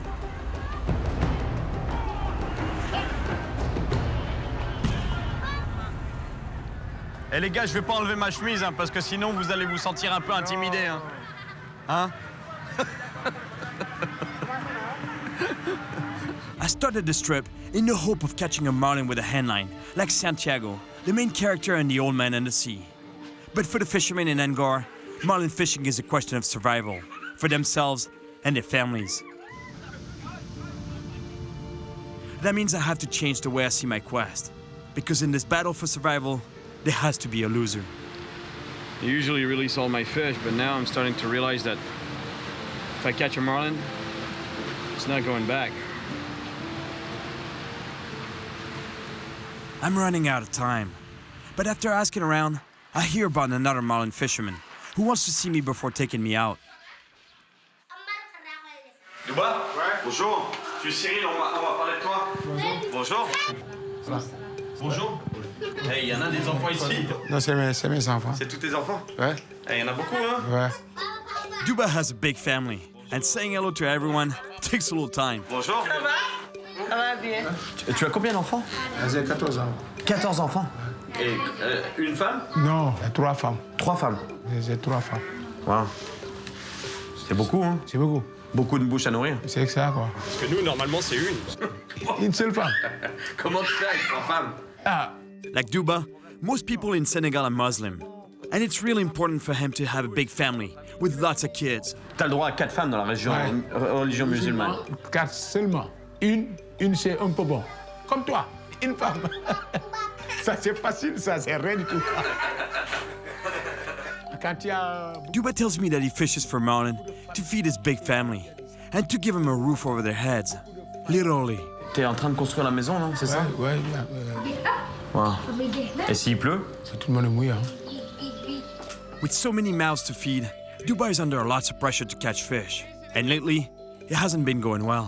Il y a un mois, je n'ai pas pêché les marlins. Un mois que t'as pas pêché un poisson? Ouais. Mais t'es sorti plusieurs fois? Ouais. Mais moi, si je viens à la pêche avec toi, ça te sert à rien, non? Non, c'est bon. Moi seul, je prends 2 lignes. Avec toi, 3 lignes. C'est bon? C'est bon? Ouais. Donc demain, on peut y aller alors? Je te rejoins à la plage? Ouais, à la place, là-bas. OK. I've already lost 2 marlin. Non! Attends-là, Cyril! Je suis désolé, mon ami. So I really can't lose another one. Duba needs it. Salut, Duba! Bonjour, Cyril! Ça va? Ça va, ouais. T'es prêt? Oui, oui, c'est prêt, oui. Ah, là, c'est bon. I already know that the wind and the waves are gonna make it really hard on us.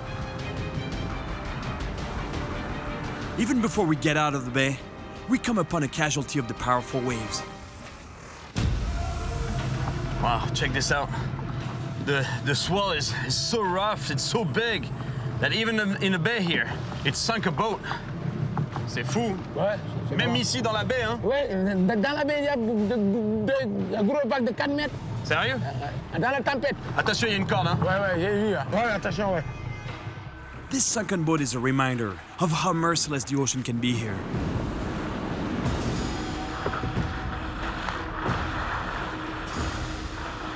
I get the sense it's gonna be a long day. The sea is rough, and it's kinda cold, but we got a job to do.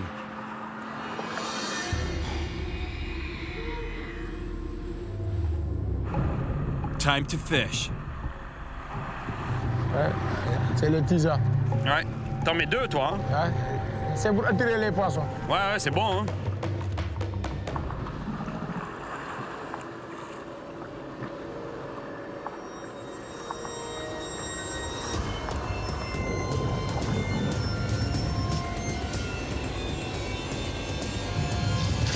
Touche. Laisse. C'est touche, hein? Oui. C'est une marlin. C'est un marlin, tu l'as vu? Hein? Il le prend comme ça. Ouais. C'est une marlin. J'ai cru que c'était une grosse vague qui avait attiré le... Ça n'a pas fait d'impact. Ah, c'est une marlin. I think it was just a wave, but Duba still wants to check the bait. Ah, il est propre, hein? C'est pas une marlin. C'est pas un marlin, hein? Non. C'est le vague. Such big waves can tug on a line and make you think you had a bite. And Duba's reaction shows me how anxious he is to catch a marlin for his family. Normally, if he was alone, he could only be trolling with 2 lines. There's only so much he can handle, right? After all, he's only got 2 hands. Although, I've seen guys that also wrap 1 line around their toe. It's kind of crazy, but I've seen it done. But at least here, you know, the fact that I'm here on the boat, I can have another line out. So it gives us 3 chances of catching a marlin. Well, he hasn't caught a marlin. Of course, he hasn't fished every day, but he hasn't caught one in a month and a half. You know, so we have to be really lucky to catch one today. I spot something on the surface. T'as vu, il y a un truc dérivant là, une espèce de morceau de plastique. Ouais, il y a un trou, ouais. Duba circles around a piece of plastic. On va draguer comme ça. Ouais. It can attract fish, a bit like a fad. Et là, il y en a. Il y a des autres, attends. Ouais, il y en a une autre là, j'en vois une autre. The Dorado's just below. Oh, il y en a plein.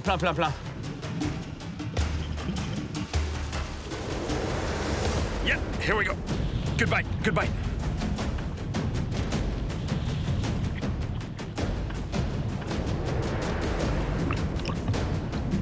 There was something floating around. We went around with the boat. Boom. Got a hit.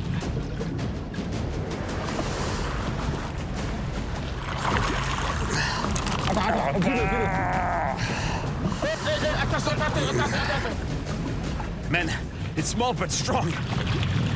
I don't want to lose this fish. I know that Duba really needs it. C'est bon de voir là ça? Ouais. T'as la gaffe? Ouais. Wow. Fish are not going back in the water on this boat. It's a small Dorado, or mai. And you know, as sad as it might sound, there's a lot of plastic nowadays in the ocean. Anything that floats in the ocean, it could be a tree, it could be a branch, it could be a piece of plastic. It provides a visual sign for fish, for pelagic fish. It could be a marlin, it could be a Dorado, but they like those structures because it provides something in the middle of the void of the ocean. So the bait fish come around the structure, the predator fish know it, so they come by there to feed, and it provides shelter and it provides food as well. Eh, c'est beau ça, hein? Ouais, c'est bon. T'en as pour la famille là déjà? Ouais. Ah, on a déjà nourri un peu les enfants. Ouais, pour les enfants. C'est bon signe ça, tu crois qu'on va le trouver le marlin? Ouais. So we get back to trolling, but an hour later, Duba begins to get really impatient. Allez, marlin, c'est bien tout ça, marlin. Allez, venez attaquer. Allez, venez pas peur, ouais. Venez pas peur de moi. Venez manger, ouais. Aïe. I really feel for Duba. Il n'y a pas de soleil aujourd'hui, là. Non, mais là-bas, il y a du soleil, hein, t'as vu? We troll and troll, but not a single bite. My hopes to catch a marlin are kind of fading a little bit. The theory is that when it's overcast like that, it's not as good. Because think about the marlin's perspective. It's cruising around below the surface, looking up for prey. And when the sun is out, it sees the silhouette of the lures and the bait much easier. But these clouds overhead, they're gonna make it hard for the marlin to see the bait. Et les femmes, elles sont dures avec toi quand tu rentres si t'as pas de poisson? Ah, ouais. Ils sont fâchés, hein. Elles sont fâchées? Ouais, elles sont fâchées. Tous mes enfants, ils sont fâchés. Tous les enfants aussi? On n'est pas contents. Ah, je comprends, c'est dur. On travaille pour ma famille. I asked him how long a 300-pound marlin can feed his family for. Bon, dans un mois et demi. Hein. Un mois et demi? Ouais. Ah, wow. Un mois et demi, hein. Ah, il faut vraiment le prendre. Come on, fish! Give us a fish!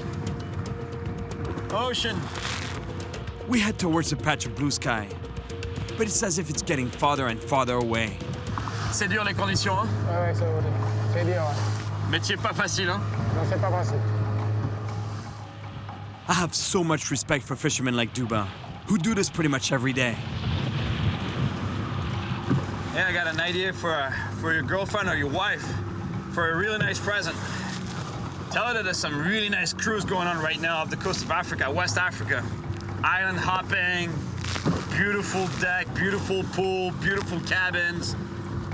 You know, nice weather. You even get to do a little bit of fishing too on the strip. just put her here on the boat. Yeah, well, you know, we said we were gonna do a bit of trolling, you know, a little bit of fishing. We're doing some fishing. The weather, I can't promise anything, you know. The islands, the captain kind of lost track of the islands. And the pool, well, yeah, right there, you know. I think you'll find yourself instantly single. Sorry, I'm just getting a little tired here. But we don't give up. And finally, we get a break in the clouds. We're getting some light, a little bit of sun, and I'm liking this. So hopefully, they'll see a marlin will see our bait. It's getting late, and soon we'll have to head back. If we're gonna catch a marlin, he'll have to be in the next hour.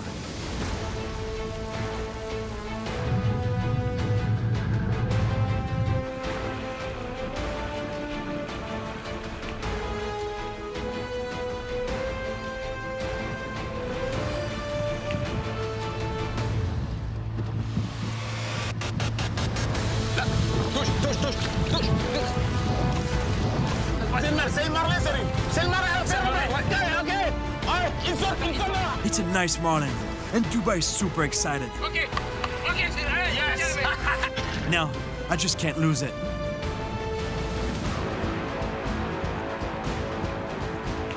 But with the big waves, it's no easy task.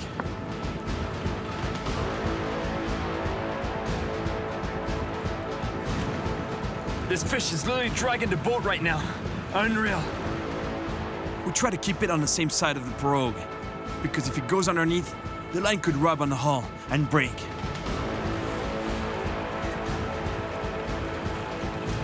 Heavy fish. Fais du soin, Cyril, fais du soin. Duba is really worried I might lose this fish, and so am I. But it's not the only thing I'm stressed about. See, you gotta be really careful right now because the fish is there directly underneath the boat, but there's still a lot of line out, so it could swim really fast, jump out of the water behind us without us even noticing, and land in a boat. It's gonna jump. Woo!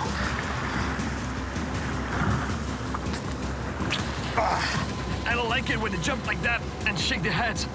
That's when they can get off. Fais repartir un peu là. Fais repartir un peu, ouais. Attention tes pieds, la ligne. There's more and more line in the pirogue as I bring this fish closer. But it can still take off on a fast run at any moment. We really have to be careful not to get tangled.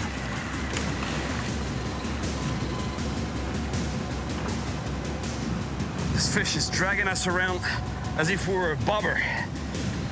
Just a little tiny little bobber. Ne perds pas, Cyril. Il faut faire doucement, Cyril. Vous avez vu avec ma famille, hein? J'y vais tout doucement, j'y vais tout doucement. Hey, il faut faire doucement. Fais doucement, fais doucement, Cyril. Fais doucement. Ok. C'est bon. Il est là, il arrive. Attends, je le laisse partir. Now that this fish is at the boat, there's maximum tension in the line. He could snap. Il est là, il arrive. Il est là. Ils arrivent, hein? Ok. Fais attention à toi. Oh là. Merci, Cyril. Bravo Nouba. Ok. Merci, c'est bon. Eh, de rien mon ami, de rien. T'es content, hein? Oui. I feel bad for this marlin, but Dubai really needed this fish. For him, it's a question of survival. I came here to Senegal to complete a mission that began years ago. Catch a marlin on a hand line, like Santiago in The Old Man and the Sea.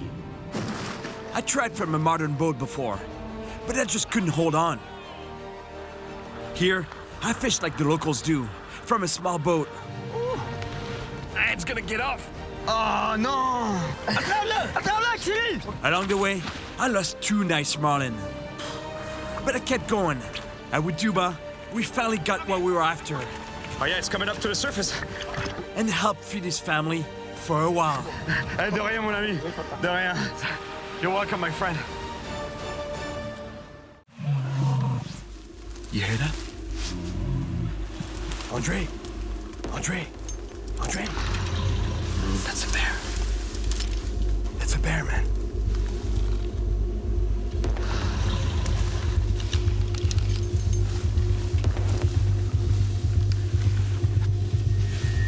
Oh, bear. Right there. Yeah, bear. My name is Cyril Chauquet. I'm surrounded by bull sharks. And I travel the world chasing monster fish. That's why I'm in northern Canada, where I've heard stories about First Nation fishermen whose lines have been broken and their nets ripped by humongous fish. That's unbelievable. He broke the braided line. There's definitely monsters in this water. These fish are so big and powerful, they're said to be impossible to catch. I want to see just how big they can get, and if I can catch one. The problem is that the land here is so vast, remote, and wild that finding them can be dangerous. There have been outsiders that have been attacked by bears, even killed by bears. Some people have been killed? Really? It's a giant, huh? Oh man, this thing is humongous. That's a monster. Look at the size of that thing.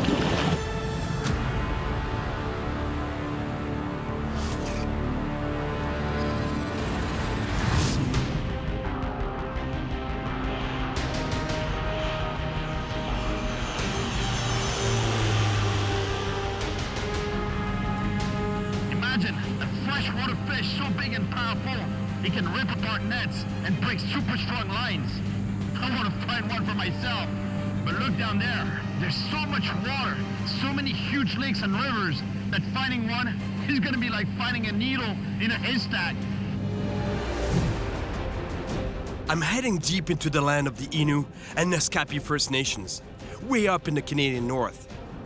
A territory so huge that the only way to get from one spot to another is by helicopter or float plane. Somewhere in the thousands of lakes and rivers lives enormous fish, true monsters. My first stop is to meet David, an elder from the Naskapi First Nation, who has come close to this big fish before. David, how big of a fish are we talking about? Those monster fish, how big can they?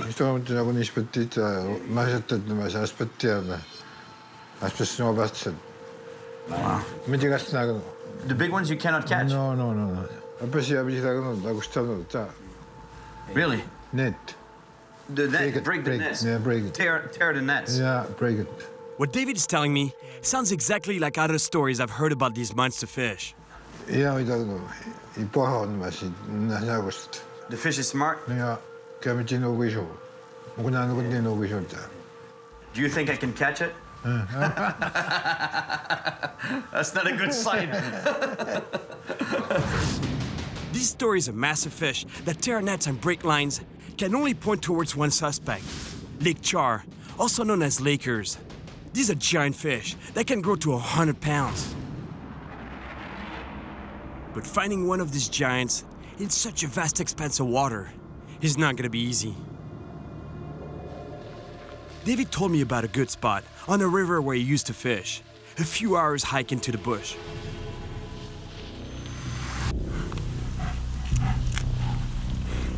Black bears are some of the most dangerous predators in North America.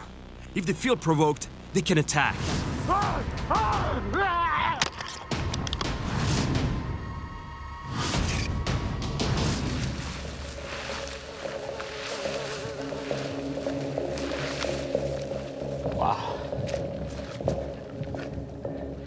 We're in the summer. There's snow left. That gives you an idea how far north we are. That's crazy. That's crazy. But it's a good thing, because Lake Char, like cold water.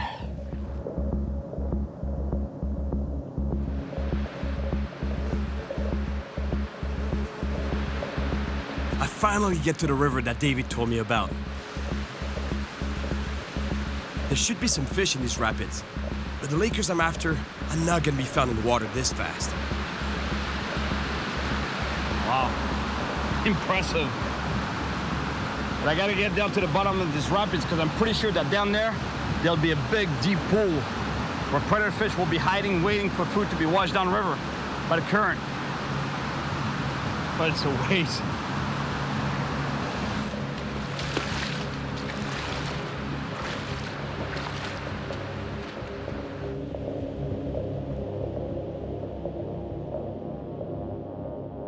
Black bear attacks are rare, but you still gotta keep an eye out.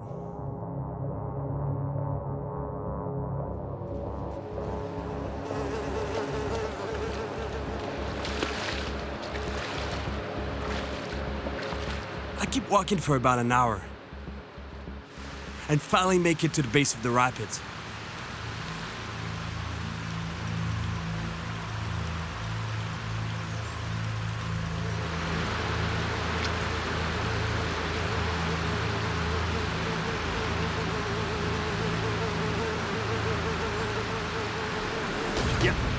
Oh no, it cut me off. Unbelievable. It broke the line, the braided line. Whatever did that must have some sharp teeth. But now, I've got a metal eater.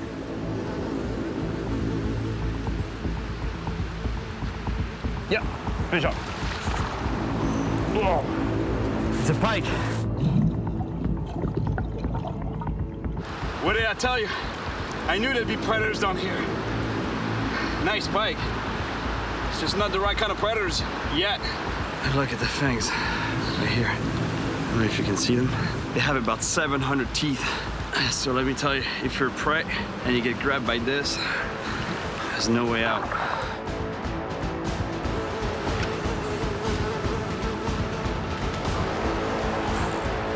There. Oh. Another pike. Talk about predators here. There's a few of them. And a few predators that are eating me up right now. Mosquitoes and black flies. I'm getting devoured. Woo.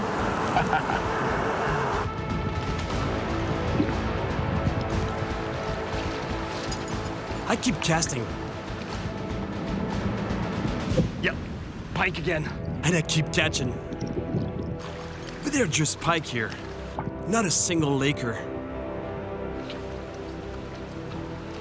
I don't think I'm gonna catch a monster laker from the shore here. I would need a boat. Tomorrow, I'm off to a lake known for its massive char, and there, I will have a boat. Communities here can be hundreds of miles apart, and there are no roads. So to get around, I have to take to the skies. The territory is so vast. There's so much water, so many lakes and rivers, that for sure somewhere in the depths, monsters are lurking. We've flown 150 miles north to an area on Escapilan that looks promising. But first, I need to ask permission to fish in these waters. You must be Noah. You must be Cyril. How you doing? Good. Good to meet you. Welcome. The chief in person. So this is where you guys hang out, huh? This is where you hunt. Yeah, this was paradise here. Yeah. There's lots of caribou. And it's also known for big fish. Big fish, that's you. That's why I'm here. I heard, I did my research. What kind of safety gear do you have? I mean, gear? For survival. I have GPS, satellite phone, and that's it. Do you have a rifle? Do you have a bear spray? Yeah, no. So there have been outsiders that have been attacked by bears, even killed by bears. Some people have been killed? Really? Yeah, there have been incidents in the past, but never with First Nations people. To show me just how dangerous they can be, Noah's got something to show me. Bear and basically destroyed it. What do you mean it destroyed it? It bit through this? Bit through this, ripped out the chair, totally destroyed. Wow. Hey. Okay, serious stuff. I have no intention of shooting a bear, but in case I get charged, Noah insists I take his brother's rifle. Safety. But first, he wants me to take a practice shot.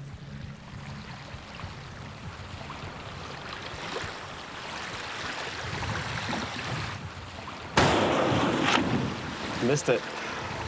Well, I guess you don't even want to think about what would happen after you miss the charging bear. Thank you. I hope I see you again.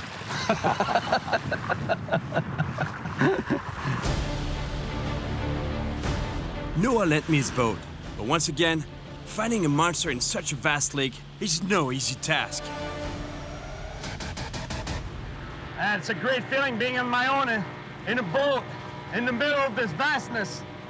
But that's it, that's a challenge, you know, finding the fish in such a big body of water. It's gonna be tough, it's a real challenge.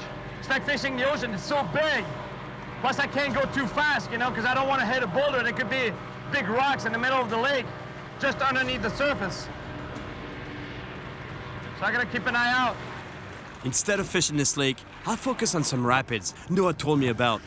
But first, I gotta cross this lake. The wind has picked up quite a bit. It's getting hard moving around on the lake. Plus with the waves, it's even harder to see the rocks. Wow. See, that's exactly what I'm talking about. See that rock right here? Those rocks, they stick out of the lake in the middle of nowhere. This is surrounded by deep water, and you don't see it. You can't see it. It freaks me out. You know, if it was calm, I could see a little bit of the rock sticking out, but with the waves, you can't see it. It's super dangerous. Man, I almost hit it. Gotta go super easy.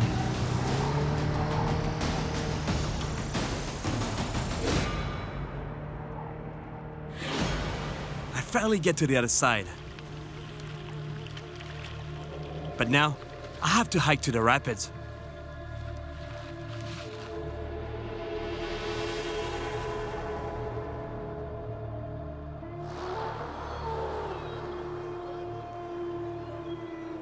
Wolves.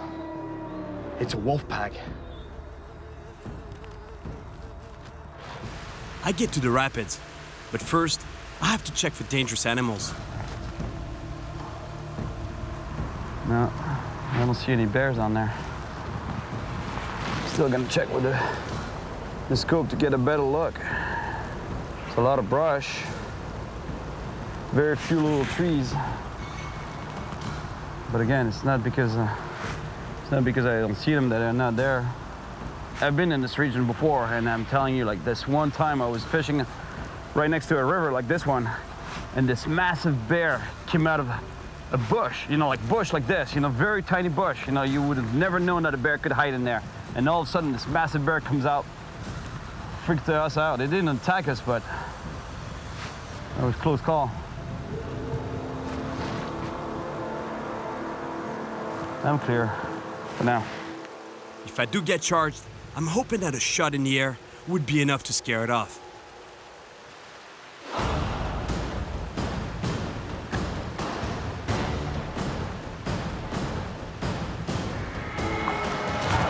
Yep.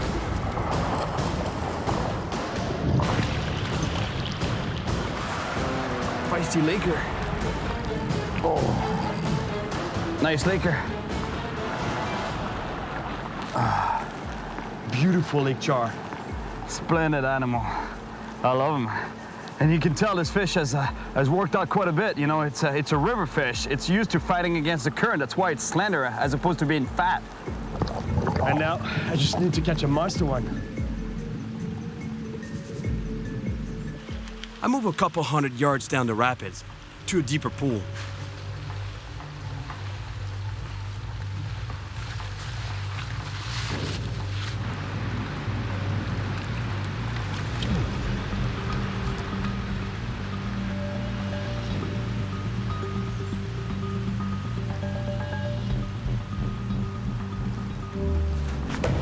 Oh, fish on. It's a little laker. It's incredible. I put a big spoon on so I could catch a monster fish. And yet the little ones attack it as if it was nothing. Oh, fish on.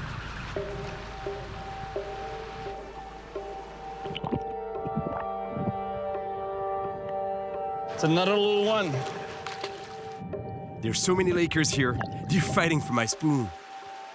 The only problem is that they're far from the legendary monster fish I've been hearing about.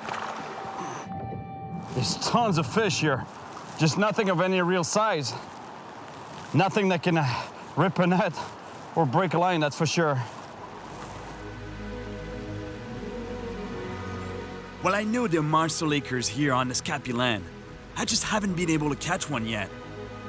There's so much water here, it'd take me forever to find it. But I have a plan.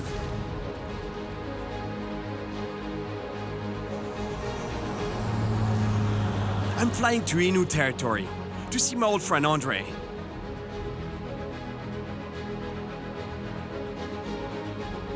A few years ago, we caught some nice lakers on the ice together. The Innu have been catching these fish for generations. And with his help, I think we can get the big one. Salut André. Salut. Comment vas-tu? Ça va? Hey, ça fait plaisir de te revoir. Je te présente Conrad. Conrad? Bonjour. Salut, Moi, Cyril. Et un autre André.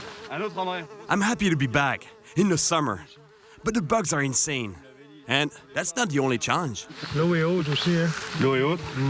Ouais, j'ai vu ça de l'avion. Pas bon ça, non? Pas trop bon. Mais on va essayer d'empoigner ton monstre. Looks like we're gonna get rained on. So we get to work fast, building our camp.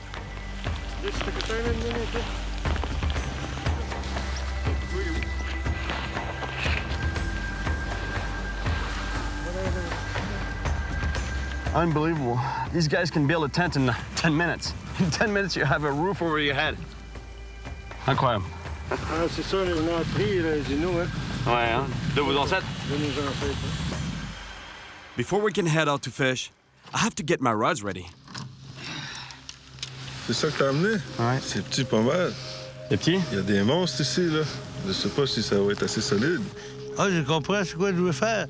Tu veux les attacher ensemble. No, for sure, this rod can handle a big fish. I've caught really big fish with this rod and reel. The idea, and I told you that already, but a big fish, even a 70-pound fish, he doesn't actually weigh 70 pounds. The fish weighs 70 pounds, but it's supported by water. Once it's in the water, you're not pulling on a dead weight. If you're using a good reel, good rod, and good line, it's just a matter of playing the fish right, letting it go when it wants to go, and then pulling when it stops going. It's just playing it right. But this can handle a big fish. Hopefully a monster.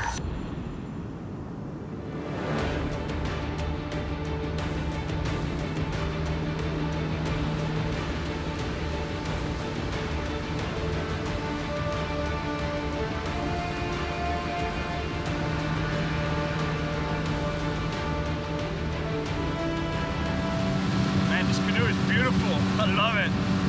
It's actually a modern version of what their ancestors used to use, except they were smaller, but the shape was pretty much the same. And back then, they would paddle for very long distances Miles, tens of miles, hundreds of miles. Imagine.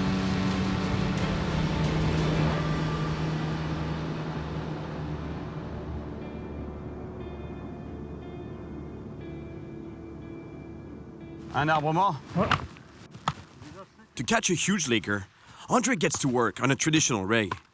In certain regions of Canada, like here, only First Nations people can use natural bait, traps, or nets. I'd love to help them out, but I can't do anything. You know, I'm not allowed to touch anything that is a traditional First Nations fishing technique. I can't.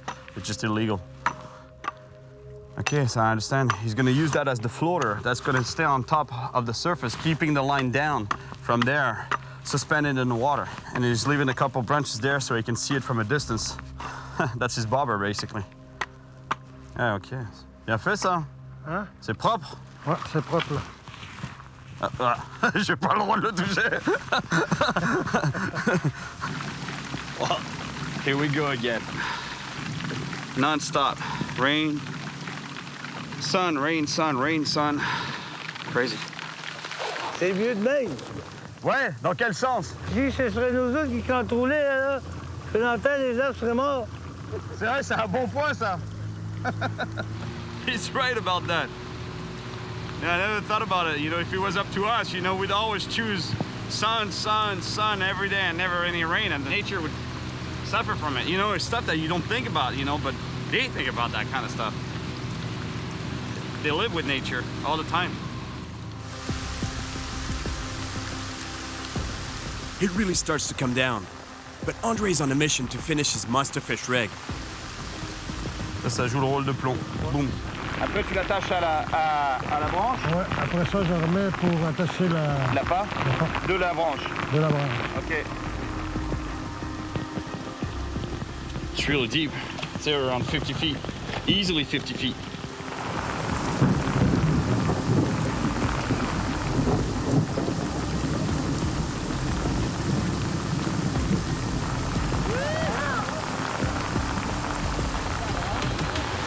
We wait for the rain to stop so Andre can finish setting up his rig.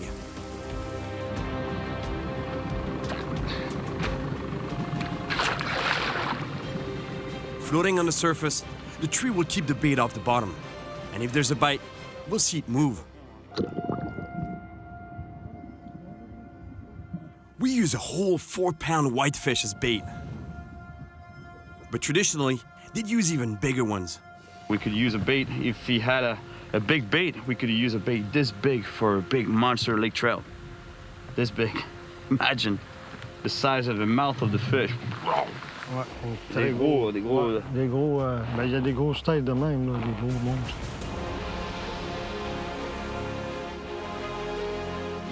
We're gonna leave this trap for now and head out to a spot where the guys have come across monster lakers before. This body of water is endless, and with limited time, we have to focus on the spots they know. Là, on est à une bonne profondeur. The size of the lakes here. Unbelievable. Water as far as the eye can see. And fish are not everywhere. They're in certain spots. So one of the most effective ways to find them is to do what we're doing right now. We're covering a lot of ground by trolling, which means that we're slowly moving forward with the boat, dragging some lures behind the boat at slow speed until one of them gets attacked by a predator. And then when that happens, most likely there'll be more than one in the same spot, so then we can stop the boat and fish hard until we get a monster bite.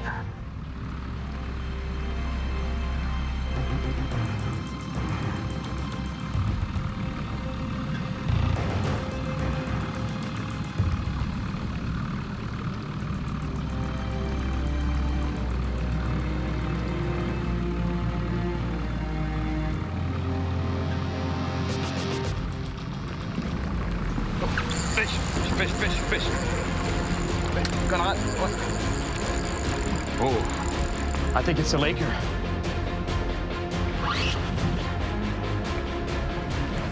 Doesn't feel like a big fish, but I hope it's a laker. Ouais, moi je pense que c'est une grise, là, la manière qui tire, là. Is it a pike or a laker? Oh yeah, it's a laker.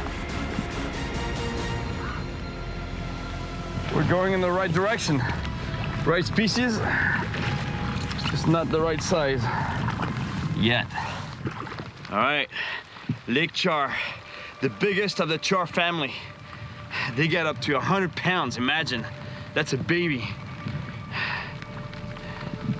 All right, buddy, go get your mama.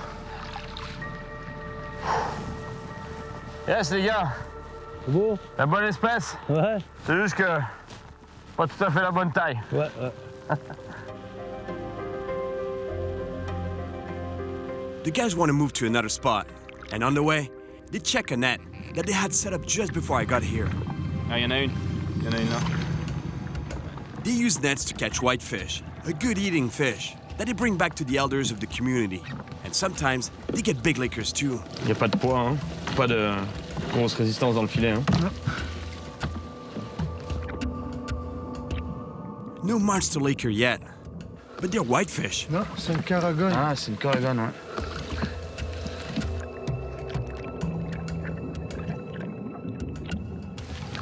Hey, une rouge. Wow, the size of this trout.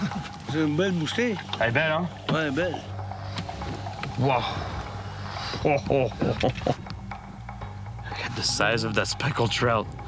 Unreal. 4 livres. 4 livres, hein? Ça, c'est une vraie 4 livres. Hein? D'après moi, oui, c'est toi. Ouais, si moi je la prends, je vais te dire c'est un 5 livres. Moi, je suis un pêcheur. Andre pulls in the rest of the net, and a few more whitefish. Vas-y. Ah, tu vois? Non, c'est pas un poisson qui... Ah oui, c'est un C'était poisson. déjà là, non? T'es pas brisé, ça? Non? Non. Look at the size of that hole. That's unbelievable. They're pretty strong nets, you know, like look at the mesh. That's some serious rope. Look at that. I could fit through it. Okay. Donc ça, c'est une grosse grise. Une énorme grise. Ah ouais, ça doit être gros. Ça doit être gros, là. Pour briser ça, c'est clair. C'est solide. Ah, c'est pas des blagues, hein? Non, c'est pas des blagues. The only fish big and powerful enough to rip a hole that big would be one of those legendary monster lakers. And there's got to be more than one around.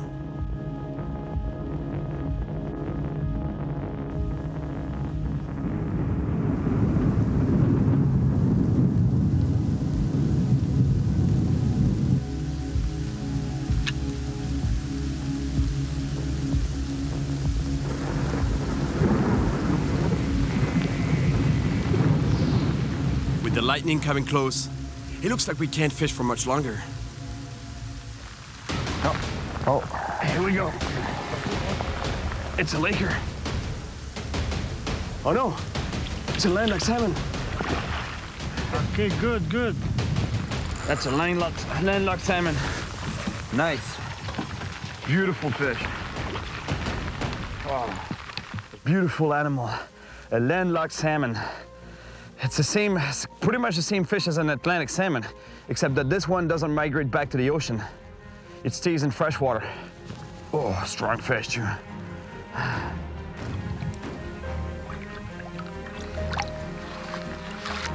Yes. C'est pas ce qu'on voulait, mais bon. C'est toujours cool de prendre un poisson, non? Ouais. The skies have cleared up. We'd keep fishing, but we got a long way back to the camp before dark. We caught a couple of nice fish today, but far from the huge laker I'm after. And tomorrow is my last day on this lake.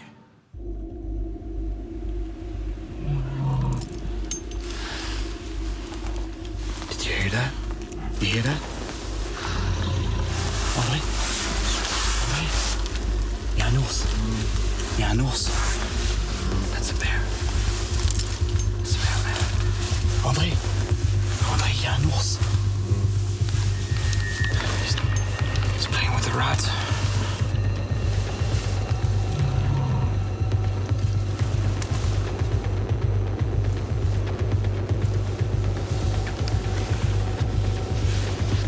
Bear, right there, right there. Right there, bear. Man. I'm missing a rod. Took off with a rod. I can't believe it. I think he was attracted by the smell of fish on my rods. They're here.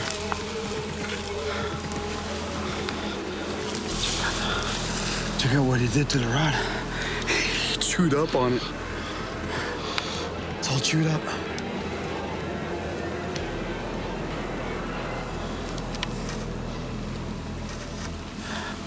Man, that was a close call.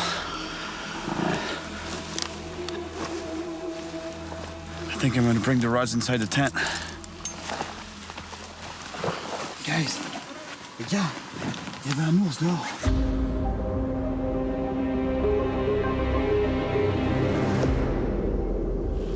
Et regardez les gars, hier soir, il y a un ours qui a pris ma canne.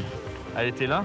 I explained to the guys what happened last night, but judging from their reaction, I don't think it's the first time they've dealt with a bear. Ce qui m'a fait marrer, c'est que j'étais là, c'était toi qui étais juste à côté de moi, j'étais là. André! T'es pas réveillé? Non, je pense que ça t'a pas du tout impressionné, l'ours. C'est pas ton premier ours. Non. We head out to try and catch a giant laker. But first, we're gonna check Andre's bait trap.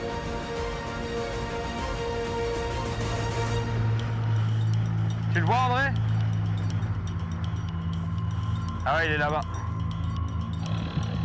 If there's something on that line, it's gonna be huge. The size of the bait is like this.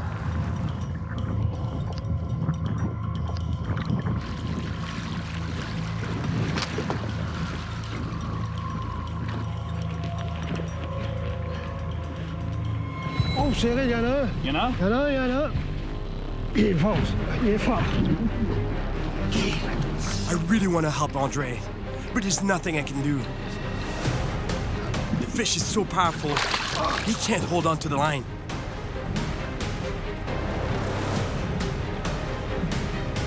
It's still on. The tree's moving. We turn around, and Andre grabs the line again. Hey! Il a l'air gauche, Cyril, il a l'air... C'est énorme. Man, it must be a really big fish.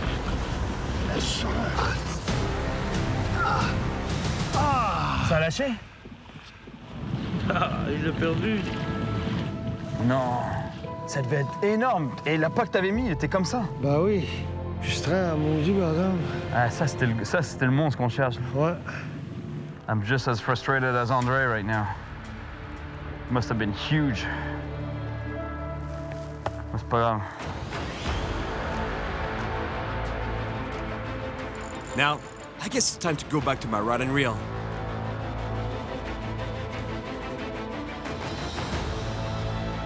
We keep trolling in the area. But 2 hours go by without a single bite. And I'm starting to lose hope.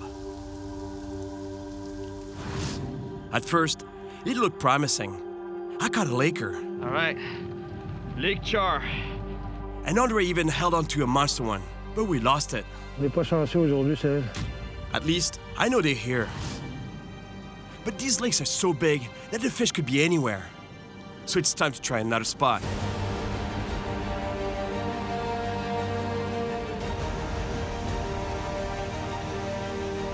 I'm on my way to another lake, where I've heard stories of massive fish.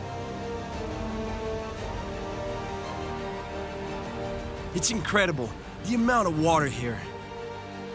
It's one gigantic lake after another, as far as the eye can see.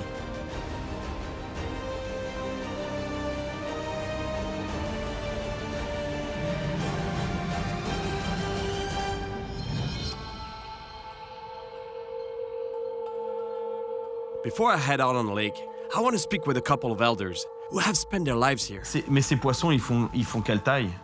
Dan is bestemd stronie. Nie musi jak ci wydaje. Je peux jeter 8 pieds, oui, non. 8 pieds. 8 pieds? Ouais, de long. Wow. In my opinion, a fish that size could only be a sturgeon, but they are not found in this area. However, they are giant lakers. Les gros poissons, il y en a partout. Mais c'est très, très vivant. Ils se cachent. Il est caché. They tell me that in their culture, Emus consider big lake char as intelligent as the eagle. Donc la grise serait aussi intelligente que l'aigle, Très intelligent. ça donc part. très difficile à capturer. On te remercie beaucoup. C'est moi qui vous remercie. Merci beaucoup pour votre accueil. Their son Daniel, who grew up on this lake, knows all the good spots for big lakers. Daniel? Oui. Oui. Cyril, moi. Oui, nous dions. Alors, on va prendre des grosses grises? Gros gourmets. Gourmets? Gourmets. C'est parti.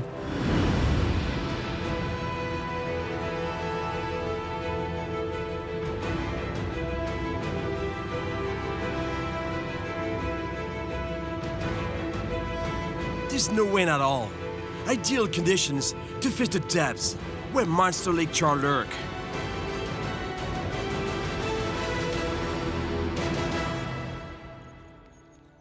I'm using a pretty heavy lure because those fish, they like the cold water. So they're gonna be very deep in about 60, 70, 80 feet of water.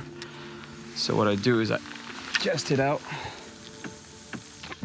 and let it sink all the way down to the bottom. Down, down, down, down, down. And here I am. So I close the bill and now make it move up and down, up, down, up, down, until, boom, he gets bit.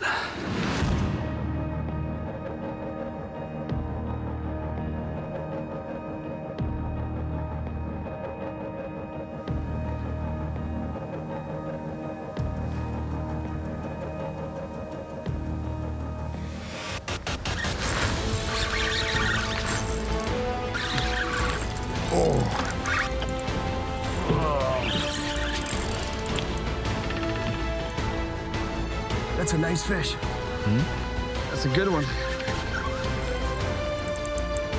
That must be the fish I'm looking for.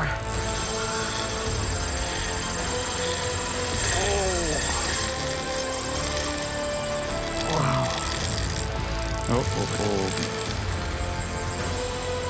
Wow. I think this is the fish I'm after. I really think this is it. No! Oh. On l'a manqué, hein? That's the big fish I wanted. You see how bent that rod was?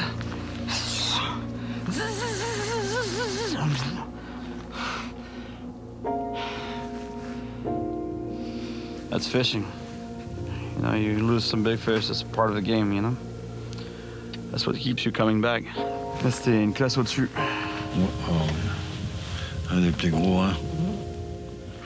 Look, the bubbles, as they come up the water column, sometimes they release the air that they have, the excess air they have in the swim bladder. That tells me right, it was right there. I saw it, got off. That's really disappointing. But now I know for a fact there are monsters down there. So I rig another bait and send it right back down.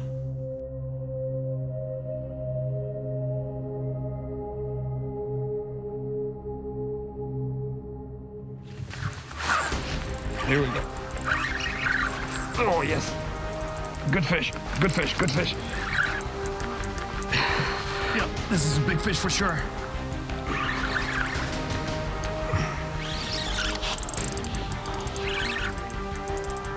Lentement, mais sûrement. Exactement. It's a long way to the surface when you're in 80 feet of water. It's a big fish. I'm in for a fight. Oh. Yeah. Big head shakes. I stopped it and start getting some line back. I see the bubbles. It's right there. Yeah, it's a big fish.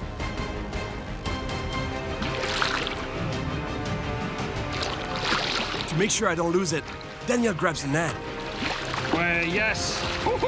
Ouais, ben celle-là. Bien joué, Daniel.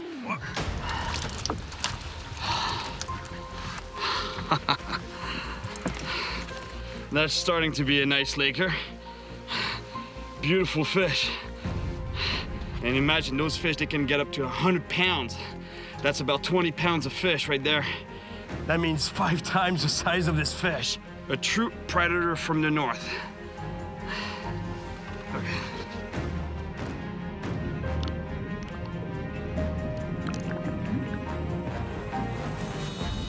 Straight back down to where it lives. Merci, mon ami. Super. C'est bon. Super. Ah, c'est cool. Ça fait du bien de prendre du poisson. What? I spend the rest of the afternoon looking for that monster fish. And I keep catching it. But no giant. I can never get enough of catching such beautiful fish.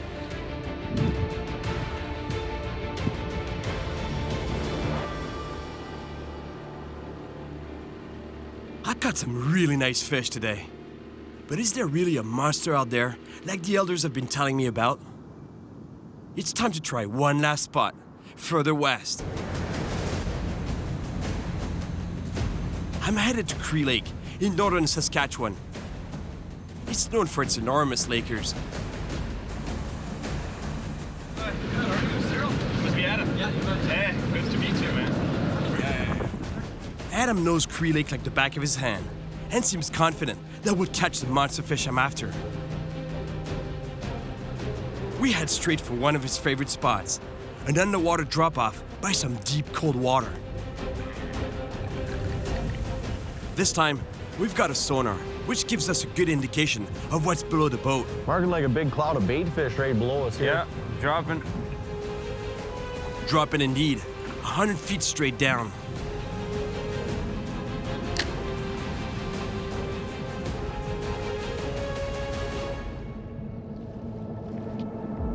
Come on, fish.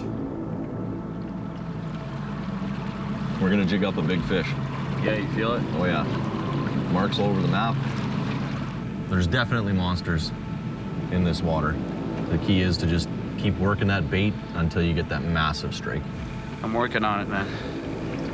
I've been chasing this monster bite that you're talking about for a long time, man.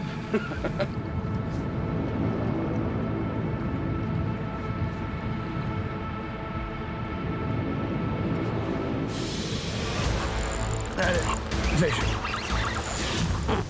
Oh. Oh. I just missed one. He was a nice hit.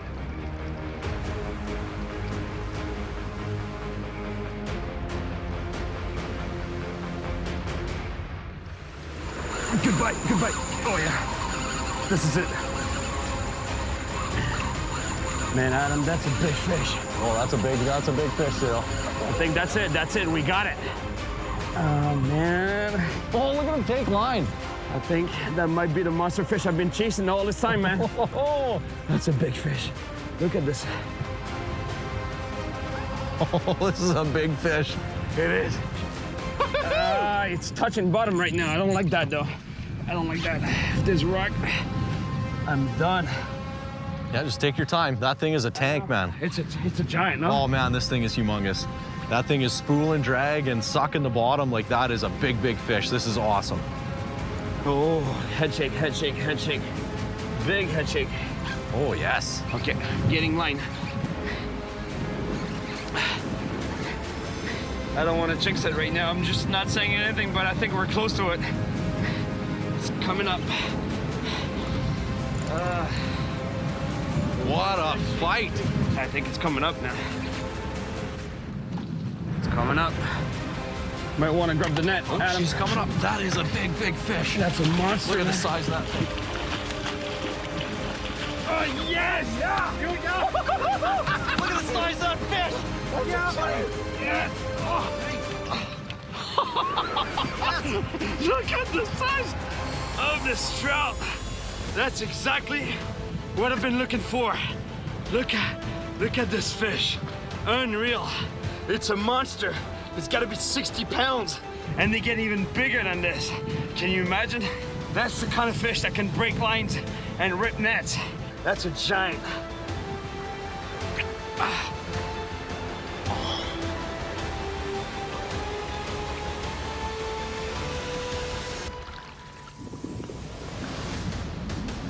Thank you so much, Adam. That is a beautiful. That's a monster fish.